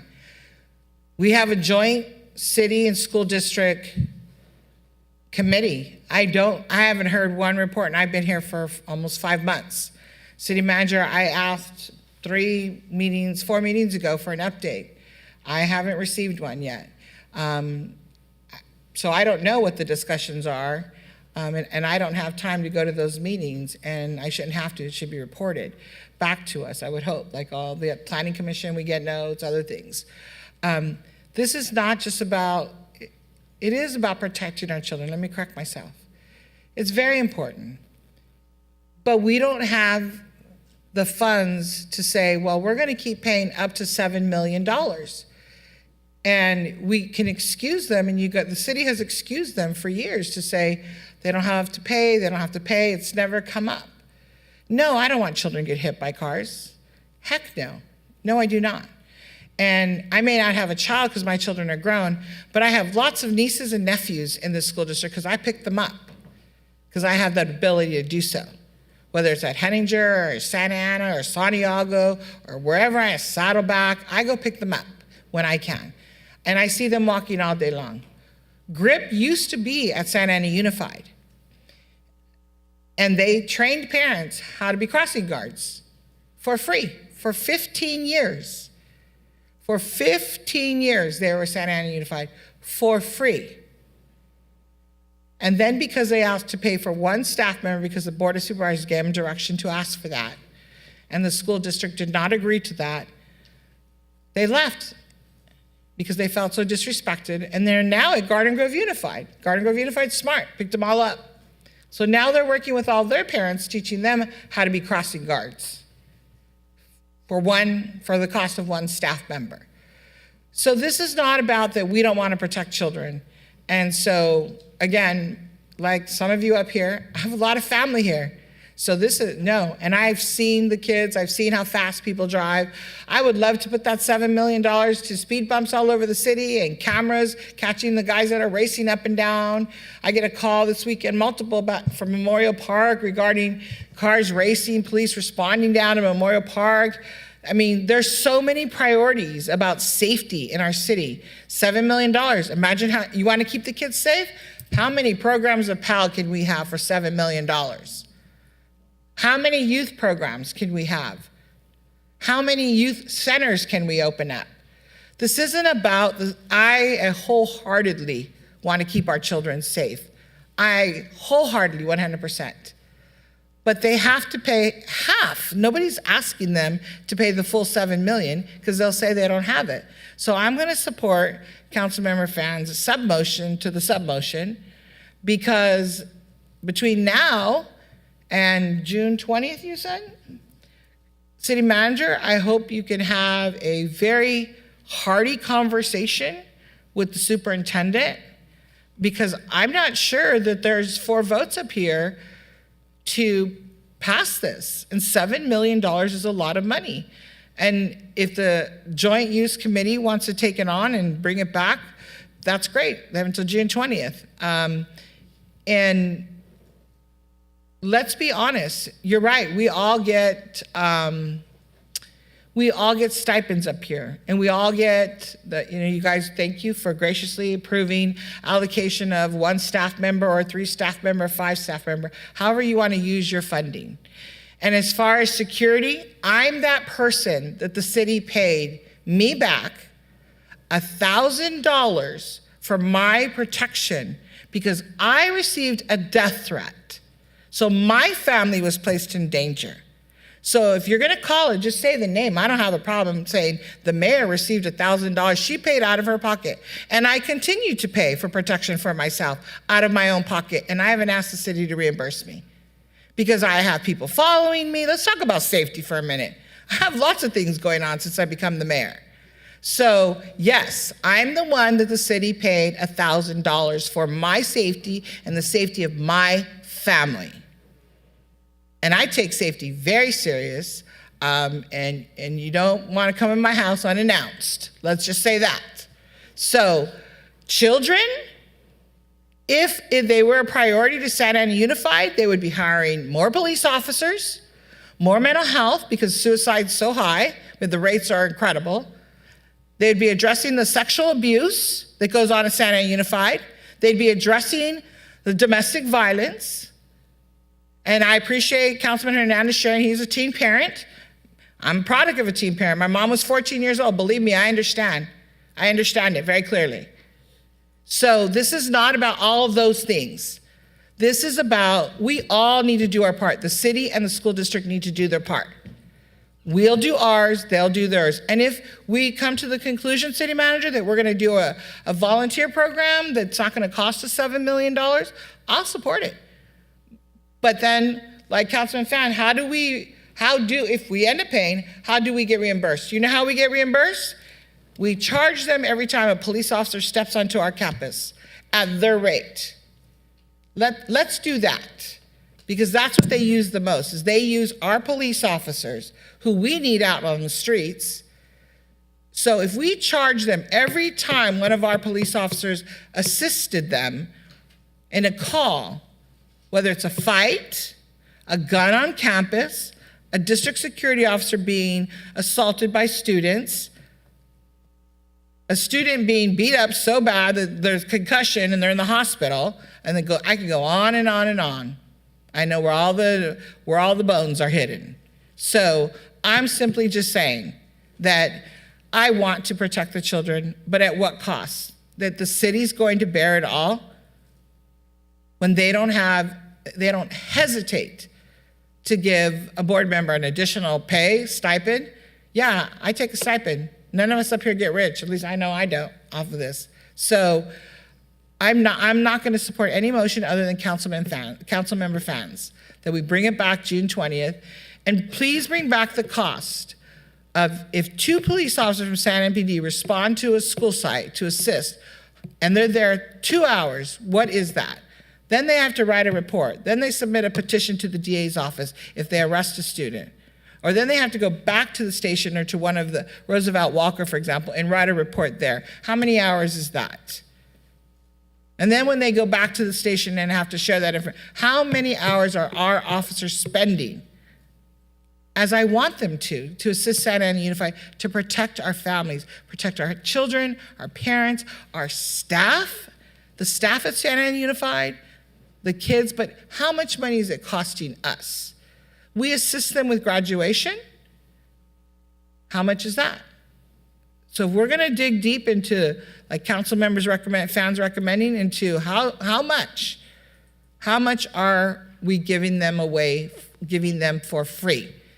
When we as a city, we can, fine, let's take it on. And it's gonna be our program and we're gonna do it our way, the way that the staff and you bring to us to say, this is the best way to do it. And the most cost efficient at the same time, keeping our children safe. So with that, let's take a vote. And this is moved by Councilmember Fan, seconded by Councilmember Penalosa.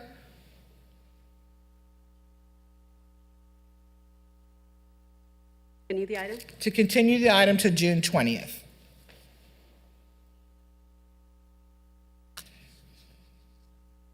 And that staff comes back with options to offset the cost of I that apologize. meeting. Yeah, I figured they knew. I assumed you knew. You're clear with direction, City Manager? Okay, thank you The very much. vote is 5 ayes, 2 nays.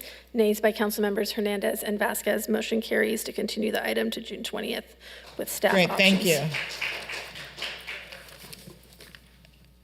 All right, let's go to item 30 at this time. It's first reading of the ordinance amending the Sunshine Ordinance. Madam City Manager, is there a staff report? Yes, Mayor, we have a short presentation on this one, and it's the introduction of some amendments that was requested by the council, and Executive Director Min Tai will be giving that presentation. Great, thank you.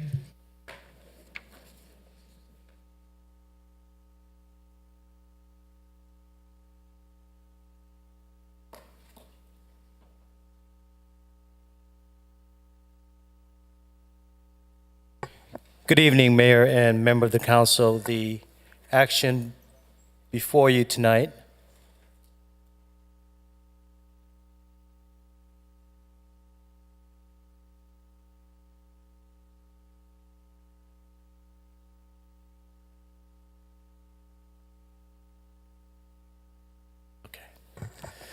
Apologize for that little technical difficulty. The action before you tonight is to conduct a first reading of ordinance number 2023-01, amending the sunshine ordinance of the Santa Ana Municipal Code as relates to compliance with meeting requirements, noticing, language interpretation, meeting format, the content as well, and increasing transparency of information and material regarding sunshine meeting.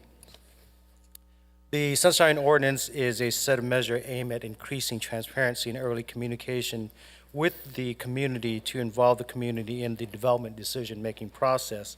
It was first adopted in 2012 and amended in 2021 to increase the number of meetings from 1 to 2, and also to increase the notice radius for projects from 500 feet to 1,000 feet.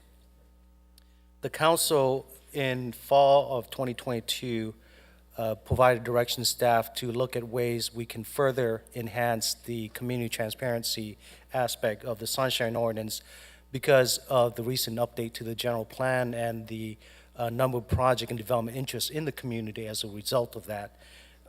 We also conducted a workshop with the council to hear the council direction on the various policies and objectives of the changes you would like to achieve on April 18th. The changes that we're going over tonight are aimed at addressing and meeting those objectives as directed by the City Council. So how does the ordinance currently work? Currently, the sunshine ordinance, as I would refer to sunshine projects, are applicable to the city-sponsored development projects, residential development with projects that is 25 units or more, non-residential projects with 10,000 square feet of building or more that are not category exempt from CEQA, and development project requiring zone change, general plan amendment, or or specific land amendment. The sunshine ordinance does not apply to smaller projects that are still discretionary, such as conditional use permit to establish uses for church, school, or ABC licenses, or project requiring minor adjustments, such as exception and variances. So these are what I would call non-sunshine applicable projects. In terms of the proposed changes in the areas that I stated earlier, currently, as relates to compliance, the existing regulations finds that if a project applicant is not in compliance with the sunshine ordinance, what it does is that it only delays their processing of the application. This is problematic as under state law, we are subject to the Permit Streamlining Act, and if we don't legally determine a project to be incomplete while the delay in time in processing under our ordinance is applicable, we may be in violation of the Permit Streamlining Act. So the proposal is to update the section of the ordinance to find and deem that if the applicant is not in compliance, that they have an incomplete application, and this would allow us to be in compliance with State Permit Streamlining Act. The existing noticing requirement currently for both sunshine ordinance projects as well as non-sunshine ordinance project is 1,000 feet, and that includes the property owners and tenants. The council have asked us to look at how do we increase the radius so that it would provide additional noticing to our residents within a project development site without impacting the smaller projects. So the proposal is to expand for sunshine-related projects the noticing radius to 2,000 feet from a subject property located in Santa Ana, but revise the community meeting for sunshine project noticing radius outside of the city, meaning that for property located outside of our city borders to 300 feet to be consistent with state law. Continuing on the noticing requirement changes, we would update the ordinance to make a distinguish between the noticing radius for a community meeting of a sunshine ordinance requirement and a public hearing for non-sunshine projects. This will allow us to create the two distinction, therefore allowing us to address and apply the different radius as is proposed in the next bullet point, which is for public hearing that are non-sunshine ordinance related. The notices to remain at 1,000 feet and outside of the city, again, to be consistent with state law, to be at 300 feet. And this would achieve the council's goal of applying this on a sliding scale basis. In terms of meeting language interpretation, the council desires that we provide as many language as possible for interpretation services during this meeting, as our community is very diverse. Right now, the only requirement is for provided in English with additional language to be at the request. The changes is being proposed here is that at the minimum, Spanish language has to be required, and additional language must be provided as it is requested by the community or by the city for every sunshine meeting. And continue with the meeting format. Currently, we don't have meeting format defined, and what we have found is that our community, when attending these meetings, have certain expectation of the format of the meeting, the type of information that we'll receive at the meeting, so that there is consistency in expectation as we try to increase transparency and understanding the purpose of this meeting. So with that, the proposed changes would require a minimum of one single presentation detailing the components of a project development with a complete project description. With this minimum one single presentation format, the applicant can continue to also use other format, but this component must be included as part of the meeting. The applicant should also provide information for the contacts so that anyone who's interested in additional information may be able to reach and call outside of the meeting format. The applicants should also allocate sufficient time for attendees to pose questions and provide input, so that it's just it's a common time where everybody can hear the same questions potentially and also provide input. The applicant shall also live stream the meeting so that it allows for anyone who is unable to attend the meeting at least to be able to see what's going on and hear what's going on, and would be able to provide input through something in writing to the city staff on the project, but at least they will be able to hear and see what's going on. Additionally, the applicant will need to provide the city with a video and audio recording of the presentation and subsequent questions to any discussion. The applicant will need to provide for a summary of the first meeting to anyone who's attending the second meeting, essentially allowing the attendants of the second meeting to understand what went on the first meeting, how did they address the question that was posed by the community, and any changes or no changes that were made to the project to address those changes, so that the attendants and the community can understand how the project was, or the development project and its progress. Additionally, the applicant will also need to provide detailed minutes of the meeting to provide the city, provided to the city so that we can post it on the city's website. As relates to information material, the existing ordinance does not provide regulation pertaining to failure to provide the required information. The proposal, the applicant will need to provide the city a copy of the presentation material and video, or recording of the meeting, again, for the posting on the website. And if there's a lack of compliance for this, the application would be deemed incomplete as part of the process. In summary, the amendments, in our opinion, is addressing the council's desire for transparency, making sure that it allows for community input early on without impacting the smaller project, and really apply it to major development that would be occurring in the future. And the amendment, in our opinion, will minimize impacts to our community and our current development process. This project is exempt from CEQA, based on the fact that it will not be resulting in any directly foreseeable physical change to the environment.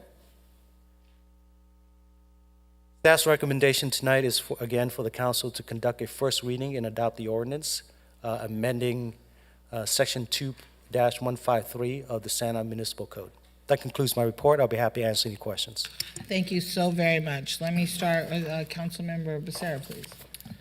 Thank you, Mayor Mesqua. First of all, Min, thank you for taking all of our input and putting it together in this ordinance. I think you've captured 99.9% of what we were asking for. What I'm going to ask my colleagues to do, and I'm just going to jump right into making a motion, just keep it simple and easy. There were 3 small revisions I'd like to make. They're nothing substantive. They won't change what you have put before us. Again, Min, you and your staff did a great job. But the 3 revisions that I'm going to ask for from my colleagues, actually, I'm going to ask one quick question. That is, Min, in 2-153C3, it references development project website.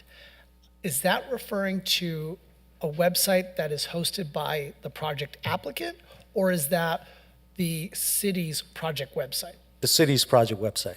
Okay, and the reason I'm asking that is because later on in the ordinance, a couple of other subsections, you do mention the words city's project webpage. And so when I saw development project website, I was a little unclear what that meant, and I didn't want to leave any ambiguity out there. So the 3 revisions I'm going to ask, so I guess my motion will be to approve staff's recommended ordinance changes or amendments with the following 3 revisions. First would be in 2-153C3 to state city's project webpage as it does in subsections G5 and H, just for consistency. I would like to add to the end of the last sentence in section 2-153B to read, and the information per subsection F is provided to the city. I just want to make it clear what you need in order to proceed with deeming the resubmittal complete.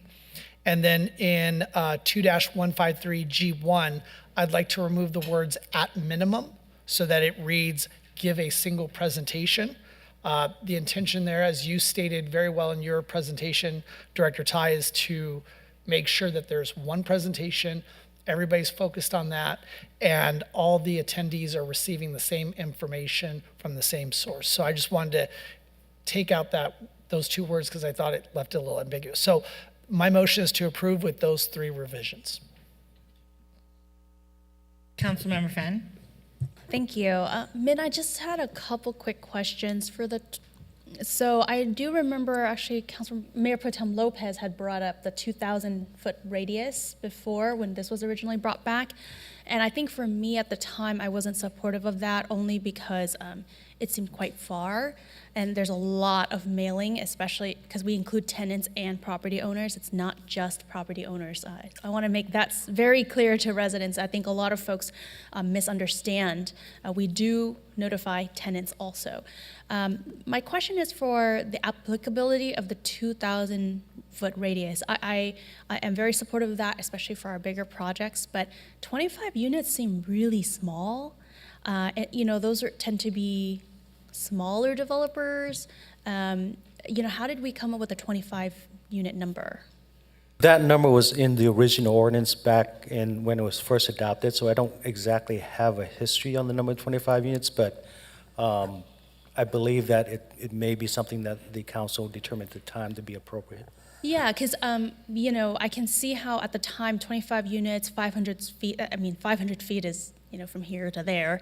And then 1,000, I can see that too, but 2,000 feet, you can look at a lot of mailing in multiple languages, right? Potentially, and I don't know, I guess I would like maybe see that number amended to go higher, only for the 2,000 feet. I don't know if that is something that, putting you on the spot, if that would be recommended, or do you see a problem with that kind of amendment? We did take a look at how the radius would impact in terms of project application, understanding the council didn't want to have this impact smaller projects. We felt that the council and the current council as well is very interested in making sure that our community is well informed. A 25-unit project is a small size project. However, it's enough to where it could potentially have Like traffic impacts? impact outside of the property that at least residents in the area should know. So that's how we want to minimize it. But, you know, if the council feels that we want to increase the distance, you know, it could consider something that is in the 7,500 unit range, so that they apply to more of the larger rental products, whereas the smaller projects tends to be more of the for sale products. I mean, the distinction between for sale and rental is not my issue. It's just more of, you know, if you're looking at a 25-unit project, it's typically not some, you know, international or national conglomerate coming to develop, right? It's, we sometimes do have a lot of small mom and pop developers. But I think just based on what you said about potential traffic impacts and whatnot, or just impacts, I think I'll just leave it at that. My second question is relating to the availability of Spanish translation for presentations. I think that's a really fantastic idea. We should always have that. I guess my request is that in areas that are heavily Vietnamese American, you're looking at the west side, the southwest side, you know, folks like my mom, when she actually gets these notices quite a lot, actually, around where she lives in, when it's not in Vietnamese, or, you know, if there's not a Vietnamese available, she just doesn't know what it is. So I guess that would be my one amendment, that we look at areas that are heavily Vietnamese American, or where Vietnamese is spoken, that we have that option, or at least that is a requirement for development projects in that area. So right now, the way, as I mentioned, the ordinance is worded is that either the residents can request the additional interpretation, or the staff can also request additional interpretation. So based on your direction, what we could do is look at the different areas in our city that has higher population of different language, and be able to make that request as we deem fit. I think that option is open now to the staff with the current ordinance. And that makes me feel comfortable. I think then I will then heavily rely on staff to make sure we do make those appropriate requests. And I imagine you can probably come up with a map pretty quickly. Thank you. Oh, and with that, I would second Councilmember Sarah's motion. I don't see any other speakers. Oh, you do? I'm sorry. That's okay. Jennifer, do you see? You push the button? No? Yeah. You sure too? Oh, go ahead, I'm sorry. Go No, ahead. you're fine, you're fine. So thank you for working with all of the council members to bring these changes. I am excited because some of these are what we proposed in 2021 and unfortunately didn't move forward. And I think the related project really highlighted the gaps in the sunshine ordinance, as I understand it. But I wanted to ask, are we striking how many, the minimum requirement of forums that we are asking for? No, it's still a minimum of at least 2 meetings. A minimum of 2 meetings. Well, it requires 2 meetings, let me put it that way. So that's what I want clarification. Is it a minimum, or are we requiring 2 meetings? We require 2 meetings. Okay, thank you for that. So other than that, I'm gonna be supportive. I don't have any other concerns. Thank you. Do you show any other speakers? I do not. Okay, great. And there was a motion and then a second? Can you prepare to vote, please? A motion by Councilmember Becerra, seconded by Councilmember Fan, to put the ordinance for first reading with 3 revisions to sections 2.153C3, 2.153B, and 2.153G1. Great, thank you. And the vote is 6 ayes, no nays, with the absence by Councilmember Hernandez. Motion carries. Okay, Councilmember Fan, go ahead. You had some corrections you wanted to make. Thank you. Madam City Attorney, I wanted to bring this to you. I was wondering if we can do a motion for reconsideration on item 16. I supported the item. I do believe that Councilmember Becerra's concerns with one of the vendors is a valid concern. and that's why I supported it. But I am also aware, or I was wondering if we can approve that agreement, but because I understand that they do a lot of closings and grant applications and whatnot for our CDA. And so I would like to move for a motion for reconsideration and then direct staff to not allow Kaiser Marston to provide analysis relating to policy considerations. So, Mayor, as the chair, if you have a motion for reconsideration, it's a two-step process. We would need a motion and a second just to reopen item number 16, and then there could be a motion as if the first one was never taken and a conversation. So if the chair will entertain that, it looks like we do have a motion on the floor for reconsideration. Yes, I will Require a entertain second. it. There's a motion, is there a second? I'll second. A second. Are there any questions? Yes, Mayor, let's go. Madam City Attorney, so are we able, for what Councilmember Fan is asking for, can we, because it's an amendment to an agreement, so it's an existing agreement. The amendment seems to be more about extension rather than changing the substance of the agreement. So what she's proposing, I think, kind of deviates and does something else. Yeah, so because it's a two-step process, before we would get into a conversation about the substance, you would just need to vote on whether you even want to reconsider it. Right, we're going to vote first, and then we can have a conversation. Let's prepare to vote, please. Motion by Councilmember Fan, seconded by Mayor Pro Tem Lopez to reconsider item number 16.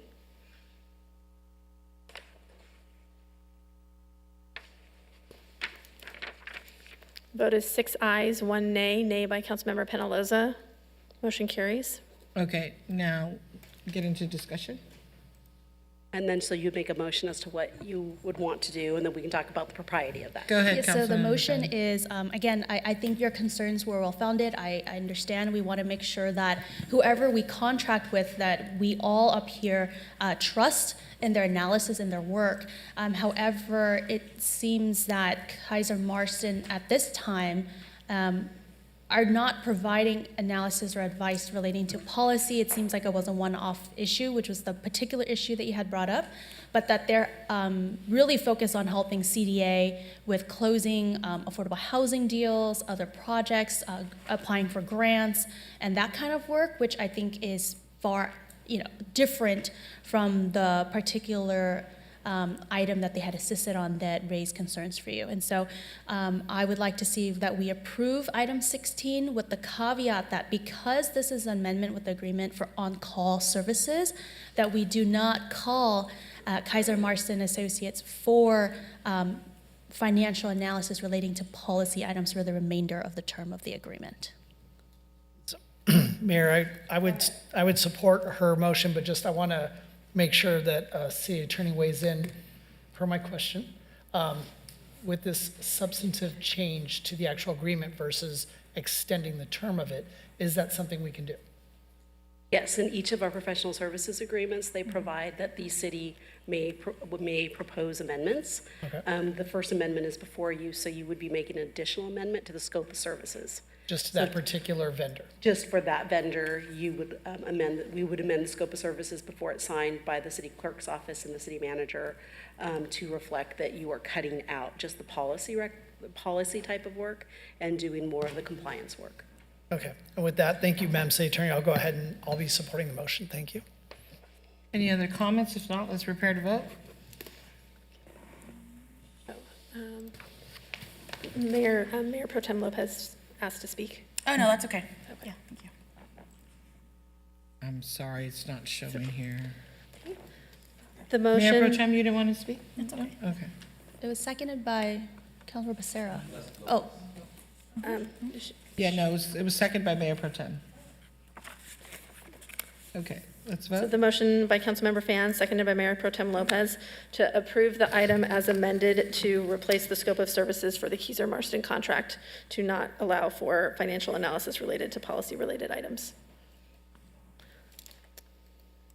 And the vote is 7 ayes, no nays, motion carries. Thank you. Okay, item 31. First reading of an ordinance amending the city manager's contracting authority. May we have staff report, please? Yes, thank you. Good evening, Mayor and council members. Public Works has proposed an ordinance to increase internal contracting authority for public works projects and change orders. The proposal also includes my request to increase the informal and formal bid thresholds to keep pace with the higher cost of acquiring goods and services. The bid thresholds were last updated in 2012. Executive Director of Public Works, Nabil Saba, has prepared a brief presentation for you. Good evening, Mayor, Mayor Pro Tem, member of the City Council. I have a brief presentation for you on the ordinance amending contract authority. Proposed ordinance amendment updates the bidding thresholds for all procurements to keep pace with the increasing cost of goods and services. It increases the city manager's contracting authority for public works contracts, and it aligns the local vendor minimum threshold with bidding thresholds and allows for more flexibility on contracting with local vendors. Bidding thresholds are being proposed for informal bidding to be increased from 5,000 to 15,000. For formal bidding, with the increase from 25,000 to 50,000. For city managers' contracting authority, we're proposing for public works contracts to be increased from 250,000 to 750,000. For public works emergency contracts, we're proposing an increase from 100,000 to 750,000 for, again, emergency work. And we're also proposing a change order authority from 10% or 50,000 up to be increased to 20% for change orders. And that concludes my presentation. I'm open for any questions. Are there any questions at this time? Yes, Councilmember Phelan. Madam City Attorney, please stop me if this is outside the scope. I am very supportive of this project. I think that there were some concerns in the past when something similar came forward, when it wasn't, and this one is more tailored to public works items, so thank you. I understand, the cost increase, labor increase, all those things. Madam City Attorney, am I, able to ask that staff as a part of this approval also, I do know we get an agenda item that says what contracts the city manager approves. Is there a public portal or anywhere that folks can easily see what types of contracts or what vendor is being approved under this? There have been a lot of concerns with different agencies in which, surprise, someone's signing $1 million contract or whatever it is, and residents don't find out till much later. Is that possible to do? Yes, the quarterly report of contracts does have a detailed report with all of those vendors, and that we do have a check register on the city's website. We also have all the contracts available from the city's website, so it is easy for people to find this information. Okay, because I'd never, found it before. Usually you have to do like a PRA request or something. And so maybe just as a part of our continued work and staff's continued work with transparency, let's promote that and let them know that, the city of Santa Ana is not approving any contracts in backroom deals. These are all public, and we're increasing this amount to ensure efficiency and to make sure that we trust our staff time, not because anything is happening behind closed doors. And so with that, I would move to approve. I'll second. Actually, I don't know why it's not showing on here. Apologize. Go ahead. So your motion is to approve as is? Yes, and just encourage encourage staff to highlight the fact that we have these items online and make it accessible to residents. So you're okay with the 750,000 threshold? Yes. I think one of my favorite staff responses ever in the history of being up here was when Director Saba, the last time this item came before us, very coolly said, well, I could use $1 million threshold. And given the amount of work and the cost of the work that Director Saba and his team deals with, I completely respect that. In looking at the comparison from the other cities, I would actually like to make a sub-motion to increase it up to 500,000 instead of the 750. In looking at the comparison in the chart, in the staff report, we would be more in line with 3 of the 4 cities if we did that. So my motion would be to go up to 500,000 for the public works contracts. And then for transparency, what I would like to do is add a new subsection C to 2-748 to require that all contracts approved by the city manager are posted on the city's website, and that the website allows for users to search for certain words, phrases, and dollar amounts. I know that there are some cities here in Orange County that just post the city manager signed contracts online. I want to make sure that we can actually search, and so that people have a more efficient way to find something if they're looking for something when it comes to that, but that would be my sub-motion at this point. And I will, is there any other speakers? I don't see. Mayor Pro Tem Lopez. Mayor Pro Tem, go ahead. I'll wait till you're done. Yeah, thank you. I'm so sorry, did I hear you correctly that you want to increase public works contract to 500,000? Instead of 750. Because it's being proposed at 750. Right, so I want to bring it to 500,000. You want to bring it down? Sorry, Okay. yes. So I'm not supportive of bringing it down because with inflation and how backed up production lines are, supply and demand, I really think that this is going to be productive for the department, and I do wholeheartedly trust the department. I don't think you're going to put us in a weird predicament or misuse dollars. So I'm fine with the transparency part, but I'm also fine with the current dollar amounts that are being proposed by staff. Are there any other comments? Okay, so I'm going to support the 500,000. I'm not going to die on the sword. I don't think Councilmember Becerra will either. But I won't speak for you. My thing is transparency. So in looking at other cities, there's only one city that puts them out there where it says signed by, approved by city manager on their website, and that's San Clemente. There's an actual site you can go look, as you all know. So we do post it, but it's not easy to find as the other, as my peers up here had indicated, as the council members had indicated. So for me, it's very important to be transparent. So it's not a trust issue. It's not any of that. And Bill does a phenomenal job. It's just about if I'm a community member and I want to see what has been approved by the city manager, then I could just click on it. It's easy to find. It's right there, pops up, and it says, approved by city manager, here are the contracts. I'm supportive of that. It's very important that our community has that ability to do that without submitting a PRA and saying, we're going to wait 3 weeks to get that back or 3 months. The other issue is that, a lot of times people will say, well, who signed for that?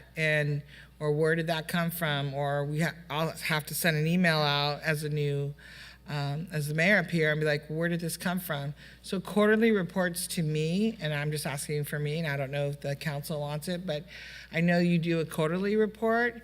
If you can send them monthly, especially now that she'll be having the ability to sign for $750,000. No, it's not millions of dollars, but I need to feel that I'm fiscally responsible, and I am the fiscal watchdog. We all are up here. And it's not about a lack of trust. She does a great job. However, if there's a question, I need to be able to answer that. When was it signed? Why was it signed? Who signed it? And I get a lot of that, like who authorized that? And I'll say, well, the city manager. Well, who gave her authorization? Well, she can do certain things. And then we start talking about being a charter city and things of that nature. But I think for just transparency purposes for the community, it's really important that it be put on our website. It's easy to find, like I said. I don't know if you put it a different color, but I do appreciate the fact that it is on there already. It's just not identified as signed by the city manager. So I'm sure our IT department can make it easier. Red button flashing or something, I don't know, signed by city manager. So I'm going to support the sub-motion, the Councilmember Becerra's. Jennifer, do you see any other people who want to speak, any council members? I don't have I any. do not. Okay. So let's vote on the sub-motion, please. So the sub-motion by Councilmember Becerra, seconded by Mayor Mescua, to increase the authority for public works contracts up to $500,000. No, decrease it. Decreased from from 750 to 750. 500. Yes. And then to add a new subsection 2.748C to have all contracts posted, signed by the city manager, posted on the website with search capabilities. Yes, let's prepare to vote.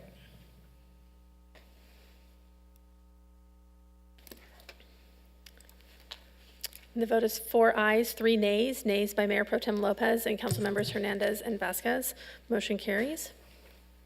Great, thank you. Let's go to the next item. Item 32. First reading of an ordinance related to ceremonial street naming. I'll wait till she comes back.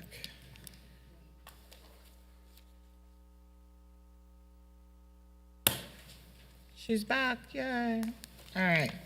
Madam City Manager, may we have the staff report, please? We do, and we also have a short presentation for you that our Executive Director of Public Works will be providing. Thank you.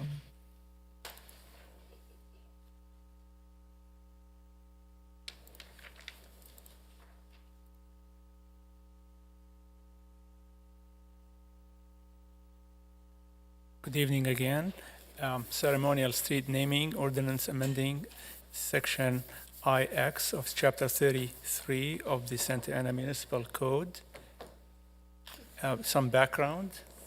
On August 2nd of 2022, City Council adopted an ordinance number NS 3024 to recognize outstanding individuals or events that have made significant impact on the community through a commemorative and honorary naming of streets and intersections. On January 17, 2023, City Council directed staff to amend the ordinance. On March 7, 2023, City Council directed staff to bring this item back. Proposed ordinance amendments limits the number of city blocks to a maximum of 2 contiguous blocks on a single street that can be designated to recognize individuals or events. It limits the number of citywide streets to 1 street that can be designated to recognize individuals or events. And it also limits the number of sign toppers to 2 total sign toppers that shall be installed on either end of the section of street designated for the commemorative or honorary street naming. This is a depiction of where the sign would be on a single block option, and on a 2 city block options, the signs would be at the opposite corners on the 2 block, like shown on the exhibit. A recommended action is to approve first reading of an ordinance amending Article IX of Chapter 33 of the Municipal Code relating to the ceremonial naming of streets. That concludes my presentation. I'm open for any questions. Are there any questions from the council members? Yes, thank you for your presentation, Director Nabil. What type of direction are you looking for from us today? The amending of the ordinance would limit the number of signs per section or per block to 2 maximum. And what we're asking of you is to approve the amendment first read for that ordinance. Okay, and that would limit it to 2? Yes. Okay. With that being said, and I know there's been a lot of dialogue, the first ceremonial street toppers was to celebrate a resident named Helen Ship, who founded the Orange County Black History Parade. So those street toppers are existent along the lanes and of the very first Black History Parade. Given everything that we've discussed today, I'm okay with what is being presented, Director Nabil. I'll be making a motion to move the item with staff's recommendation. Is there a second? I'll go ahead and second. Thank you. Any other questions or comments? I don't see any. Jennifer, do you have? No? Okay, we can take No, a vote. no speakers. Let me just get the vote ready for you.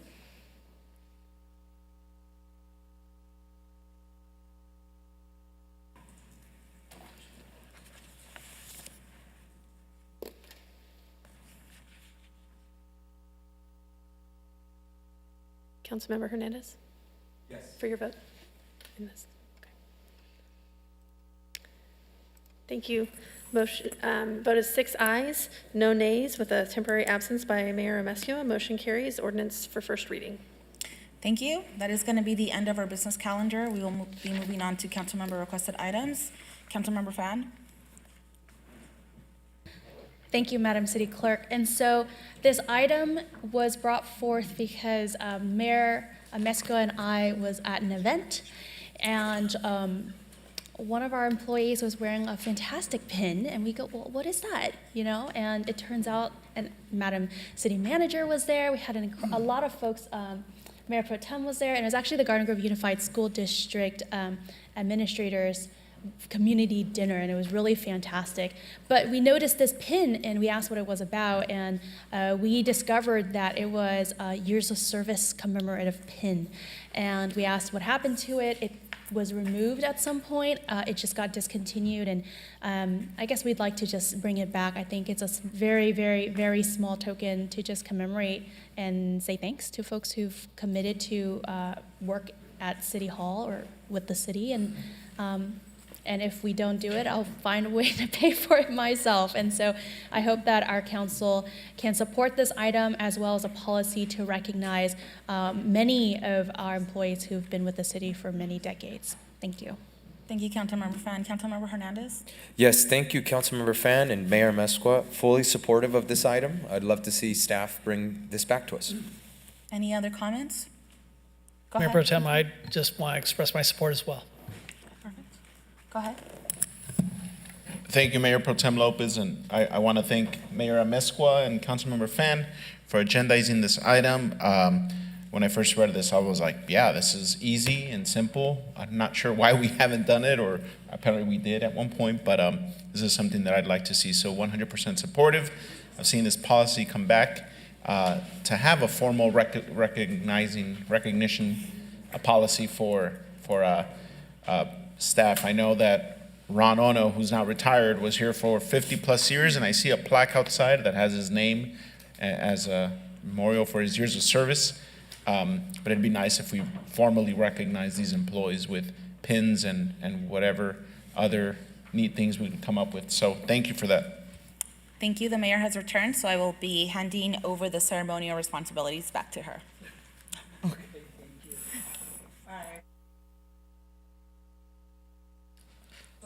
I too want to support this. It's great to make sure we celebrate the folks that work for us and work long-term, and give them a time in the light, as we may say. So thank you for bringing this forward, and let's move forward. All right, let's prepare to vote. It's just a direction item, Mayor. I'm sorry, it's just direction. I missed that one. Apologize. Okay, we are on item, which one was that, 31? 33. All right, we're on item 33. So now let's go to the next one. You're ready for the Housing Authority, Mayor. I'm trying to catch up here. All right. We're now recessing the city council meeting, convene the Housing Authority. I hereby call the Housing Authority special meeting to order. Madam Clerk, please conduct the roll call. Authority Member Becerra. Here. Authority Member Hernandez. Present. Authority Member Penaloza. Present. Authority Member Fan. Here. Authority Member Vasquez. Present. Vice Chair Lopez. Here. Chair Mesqua. Present. The record show all 7 members present. Are there any additions or deletions to the Housing Authority agenda? There are none. Great, thank you. Madam Secretary, do we have any speakers or for items within the Housing Authority agenda? We do not. Consent calendar items 1 and 2 are before us. Does any authority member wish to make a motion in a second? I'll move the item. Oh, quick. So sorry, I think you don't see my request to speak. Go ahead, no, I apologize. I wanted It's not to- showing. make the motion consistent with our previous motion on item 16 under the city council agenda, which is to move to approve the agreements for all 3 contractors, but specifically to amend the Kaiser Marston Associates Inc. contract to exclude their work on any policy, financial analysis for policy. And I'll second that as well. Perfect. Anybody wanting to speak? Let's prepare to vote.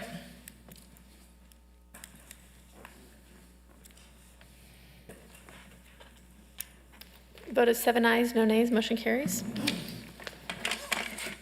Are there any other comments? No? Housing Authority special meeting is now adjourned. Let's reconvene the city council meeting. City Manager, do you have any announcements? Mayor, I just have a quick one. You recognized earlier that it's National Public Works Week, and we are having an event, a free community event, Saturday, May 20th from 11 to 3 at the Walnut Water Pump Station, located at 723 West Walnut, and there is free parking at Flower Street and Pine Street, and there will be a lot of activities and free tacos to the first 500 guests. So let me say 723 West Walnut Street, correct? Correct. It is the Public Works Family Festival, open to the public. Yes. Yeah, all right, I want to make sure everybody heard that watching at home. Free tacos to the first 500. All right, any other announcements? No, ma'am. All right, let me call on the council members for their comments. Councilmember Hernandez, please. Thank you, Mayor Mesqua. Just want to thank our residents for tuning into today's meeting. And I appreciate your guys' feedback, and we hope to hear more from you at our next couple of meetings. And I just want to thank the residents for their time today. Thank you. Councilmember Vasquez. Thank you. I want to give a shout out to all the graduates of the class of 2023. They're going through their senior week. They're going to be walking soon. I do appreciate them. I'm going to miss their smiling faces. I also wanted to hopefully work with Councilmember Fan if we could do toppers on Little Saigon, the origins of Little Saigon on Harbor. We only got 2 blocks though, so. And hopefully we could get that done. Thank you. Thank you. Councilmember Fan. Thank you, Mayor. Wholeheartedly support, as well as the rebuilding of the Little Saigon sign that was already approved in the budget. First, I just want to say Happy Mother's Day again to all the moms, mothers, grandmas, mother figures. My mom had a blast. We bought her a lot of makeup for the first time ever. She usually says no to any gifts. I also wanted, since we are not going to have a meeting until June 6th, to say congratulations to my sister-in-law, Vatsala. She is graduating not just with her law degree, but also her Master in Public Policy. She gets it from me. But she did go to a better school, so she went to University of Chicago. So congratulations to her. I'm so excited to celebrate. And congratulations to all of our graduates, students looking to graduate, and, realize that Santa Ana is it's big, but it's small, and there's a lot in the world waiting for you to learn about, to explore. And so, go out there and then come back, because we need you up here. Thank you. Councilmember Pedalosa, please. Thank you, Mayor. I have no comments. Just want to thank staff for all their work, the work they do. Thank you. Okay, no takebacks, all right? You did that last time. Yeah, Councilmember Becerra.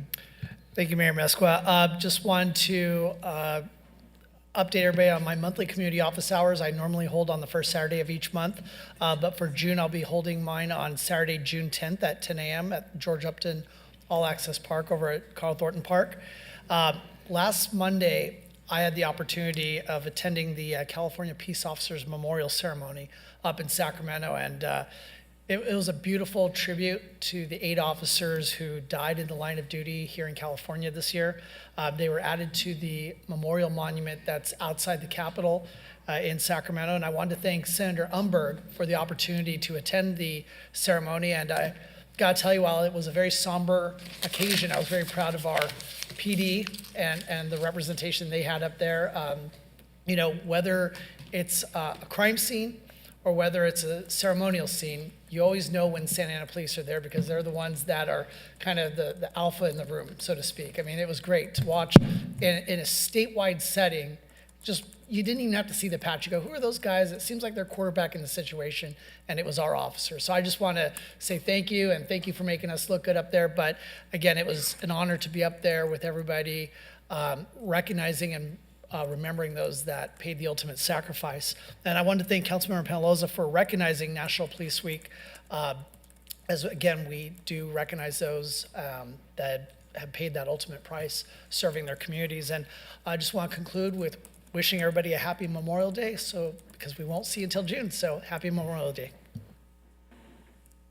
That's it, my turn. All right, so congratulations to all the graduates of 2023. Our next meeting will be June 6th, and so will have already walked. And so congratulations to all of our amazing, I apologize. Mayor Pro Tem, go ahead. Thank you, Mayor. I can't see right. So OCTA is having a bike rally this Thursday at 7:30 a.m. at the Metrolink station in Orange. And as you heard, we are celebrating Bike Month. And so we invite all cyclists and really all lovers of public transportation to come out and celebrate and get involved with us, the Bicycle Tree, and with OCTA. And happy Memorial Day weekend. Please have fun and be safe. Do not drink and drive. It is not worth it. You put yourself at risk. You put your community at risk. Get a lift, take the bus, call a friend, call a family member, but do not drink and drive. Also just want to make a public announcement that I have an opening on the ETAC, so please apply, submit your application via email, and we'll be hosting formal interviews. And I just want to congratulate our city personnel, Chief Valentin, the department, because we were recently listed as one of the safe cities for our size, and I know that takes a lot of work. It doesn't just happen, and so congratulations to everyone involved. Thank you. Okay, everybody has spoken. All right, so City Manager, if we can get back on the CERT program, I know if we send some information out, please, I'd really appreciate it. I know we talked about it before, and Right. So we have included it in the budget so we can provide the information during the budget discussion. Great. I want to thank all the sponsors for the prayer breakfast and the chamber. It was, I thought it was a great event, and over 350 people, I believe. And so the city staff that were there, thank you for attending as well. Hopefully next year we'll have 500 people. But it was wonderful. And again, thank you to the chamber and to all of the sponsors. It was a very good morning. Madam City Manager, I'm still getting complaints regarding the trash pickup, and they're pretty regular. So if there's something that we can do, please, to address this, so that I don't know about the other council members, I'm sure they get them too, regarding the trash. That'd be great. You can just send me an email or let me know what we can possibly do. And also an update on the hiring incentive for the police department. If we're gonna put it in the budget, then we are gonna put it in the budget. Yes, so as discussed at the last meeting, we were going to use salary savings to increase the hiring incentive and then phase that down as we hire the officers. Perfect. And then somebody will get in touch regarding trash. So this week I went to a ceremony for a collaborative hub that just opened up here in Santa Ana, and I want to get it right, it's Girls Inc., Families First, Big Sisters and Big Brothers, and I know there's one more, Orange County Human Relations. They all are together in one building. It's beautiful. So it's like that warm handoff. If one can't help, the other can. And so it's on, I believe on Ettinger in Santa Ana now here. And so I went to the ribbon cutting and I was able to speak, and just to see all these organizations in the same building, and just literally you can walk across the hallway and you're in one, walk to the other one, you're in one. One's dealing with housing, one's dealing with mental health, one's dealing with this. And I mean, there's just so many resources in that building. And so I'm happy that they're in Santa Ana, and I'm happy that they're gonna be serving not only the residents and the children of Santa Ana, but they're gonna serve all of Orange County. And I believe they have a little space left over, so another organization's interested in joining them. But I just think it's a wonderful thing to have them all together. The last thing, Madam City Manager, is that for a while, for a few weeks, I want to thank Santa Ana PD. I know the homeless issue on First Street was looking better, There's just one certain area that at night, they're like all convening on the fence of one of the motels. There's like 30 of them. It's where they're sleeping. That's where they're at. I drive by regularly. And if you can just ask them to please go back out and start, and then it's criminal element. It's not just because I'm homeless. You can see them out there doing whatever it is they do, whether it's drugs or prostitution, and it's awful. So I love that Forbes said we're the safest city, and that's great to run with. But when you get off the 5 freeway by the zoo, the first thing you see is either somebody doing their personal business on the sidewalk, or smoking their meth, or shooting up their heroin, young girls selling their bodies. And then you drive up a little further on 2nd and Maclay, and you have prostitution going on right there. You go drive down Bristol Street. It's just ugliness. Today I got a text from a mom driving her son to school, but this guy's standing on the street, no shirt, bothering people as they're driving by and walking by. And I get these all the time, and I know that the council members do too. So we say this, and we've been saying this now for the last 2 meetings. We're the safest city, safe city, 13th city. That's great. If you ask the residents that live here, they will tell you, a lot of them will tell you, I don't feel safe. And we have a beautiful city. I love my city. But I'm not going to run around with the safest city, because not when you have such an issue with homelessness. We have such an issue. We have a lot of issues with gang activity. We have kids that need services. We have poverty areas. We have people. There is a lot of activity going on. There's a lot of human trafficking going on. There's things, and our police department cannot handle it all. And I'm not asking them to. But the quality of life team does the best that they can do.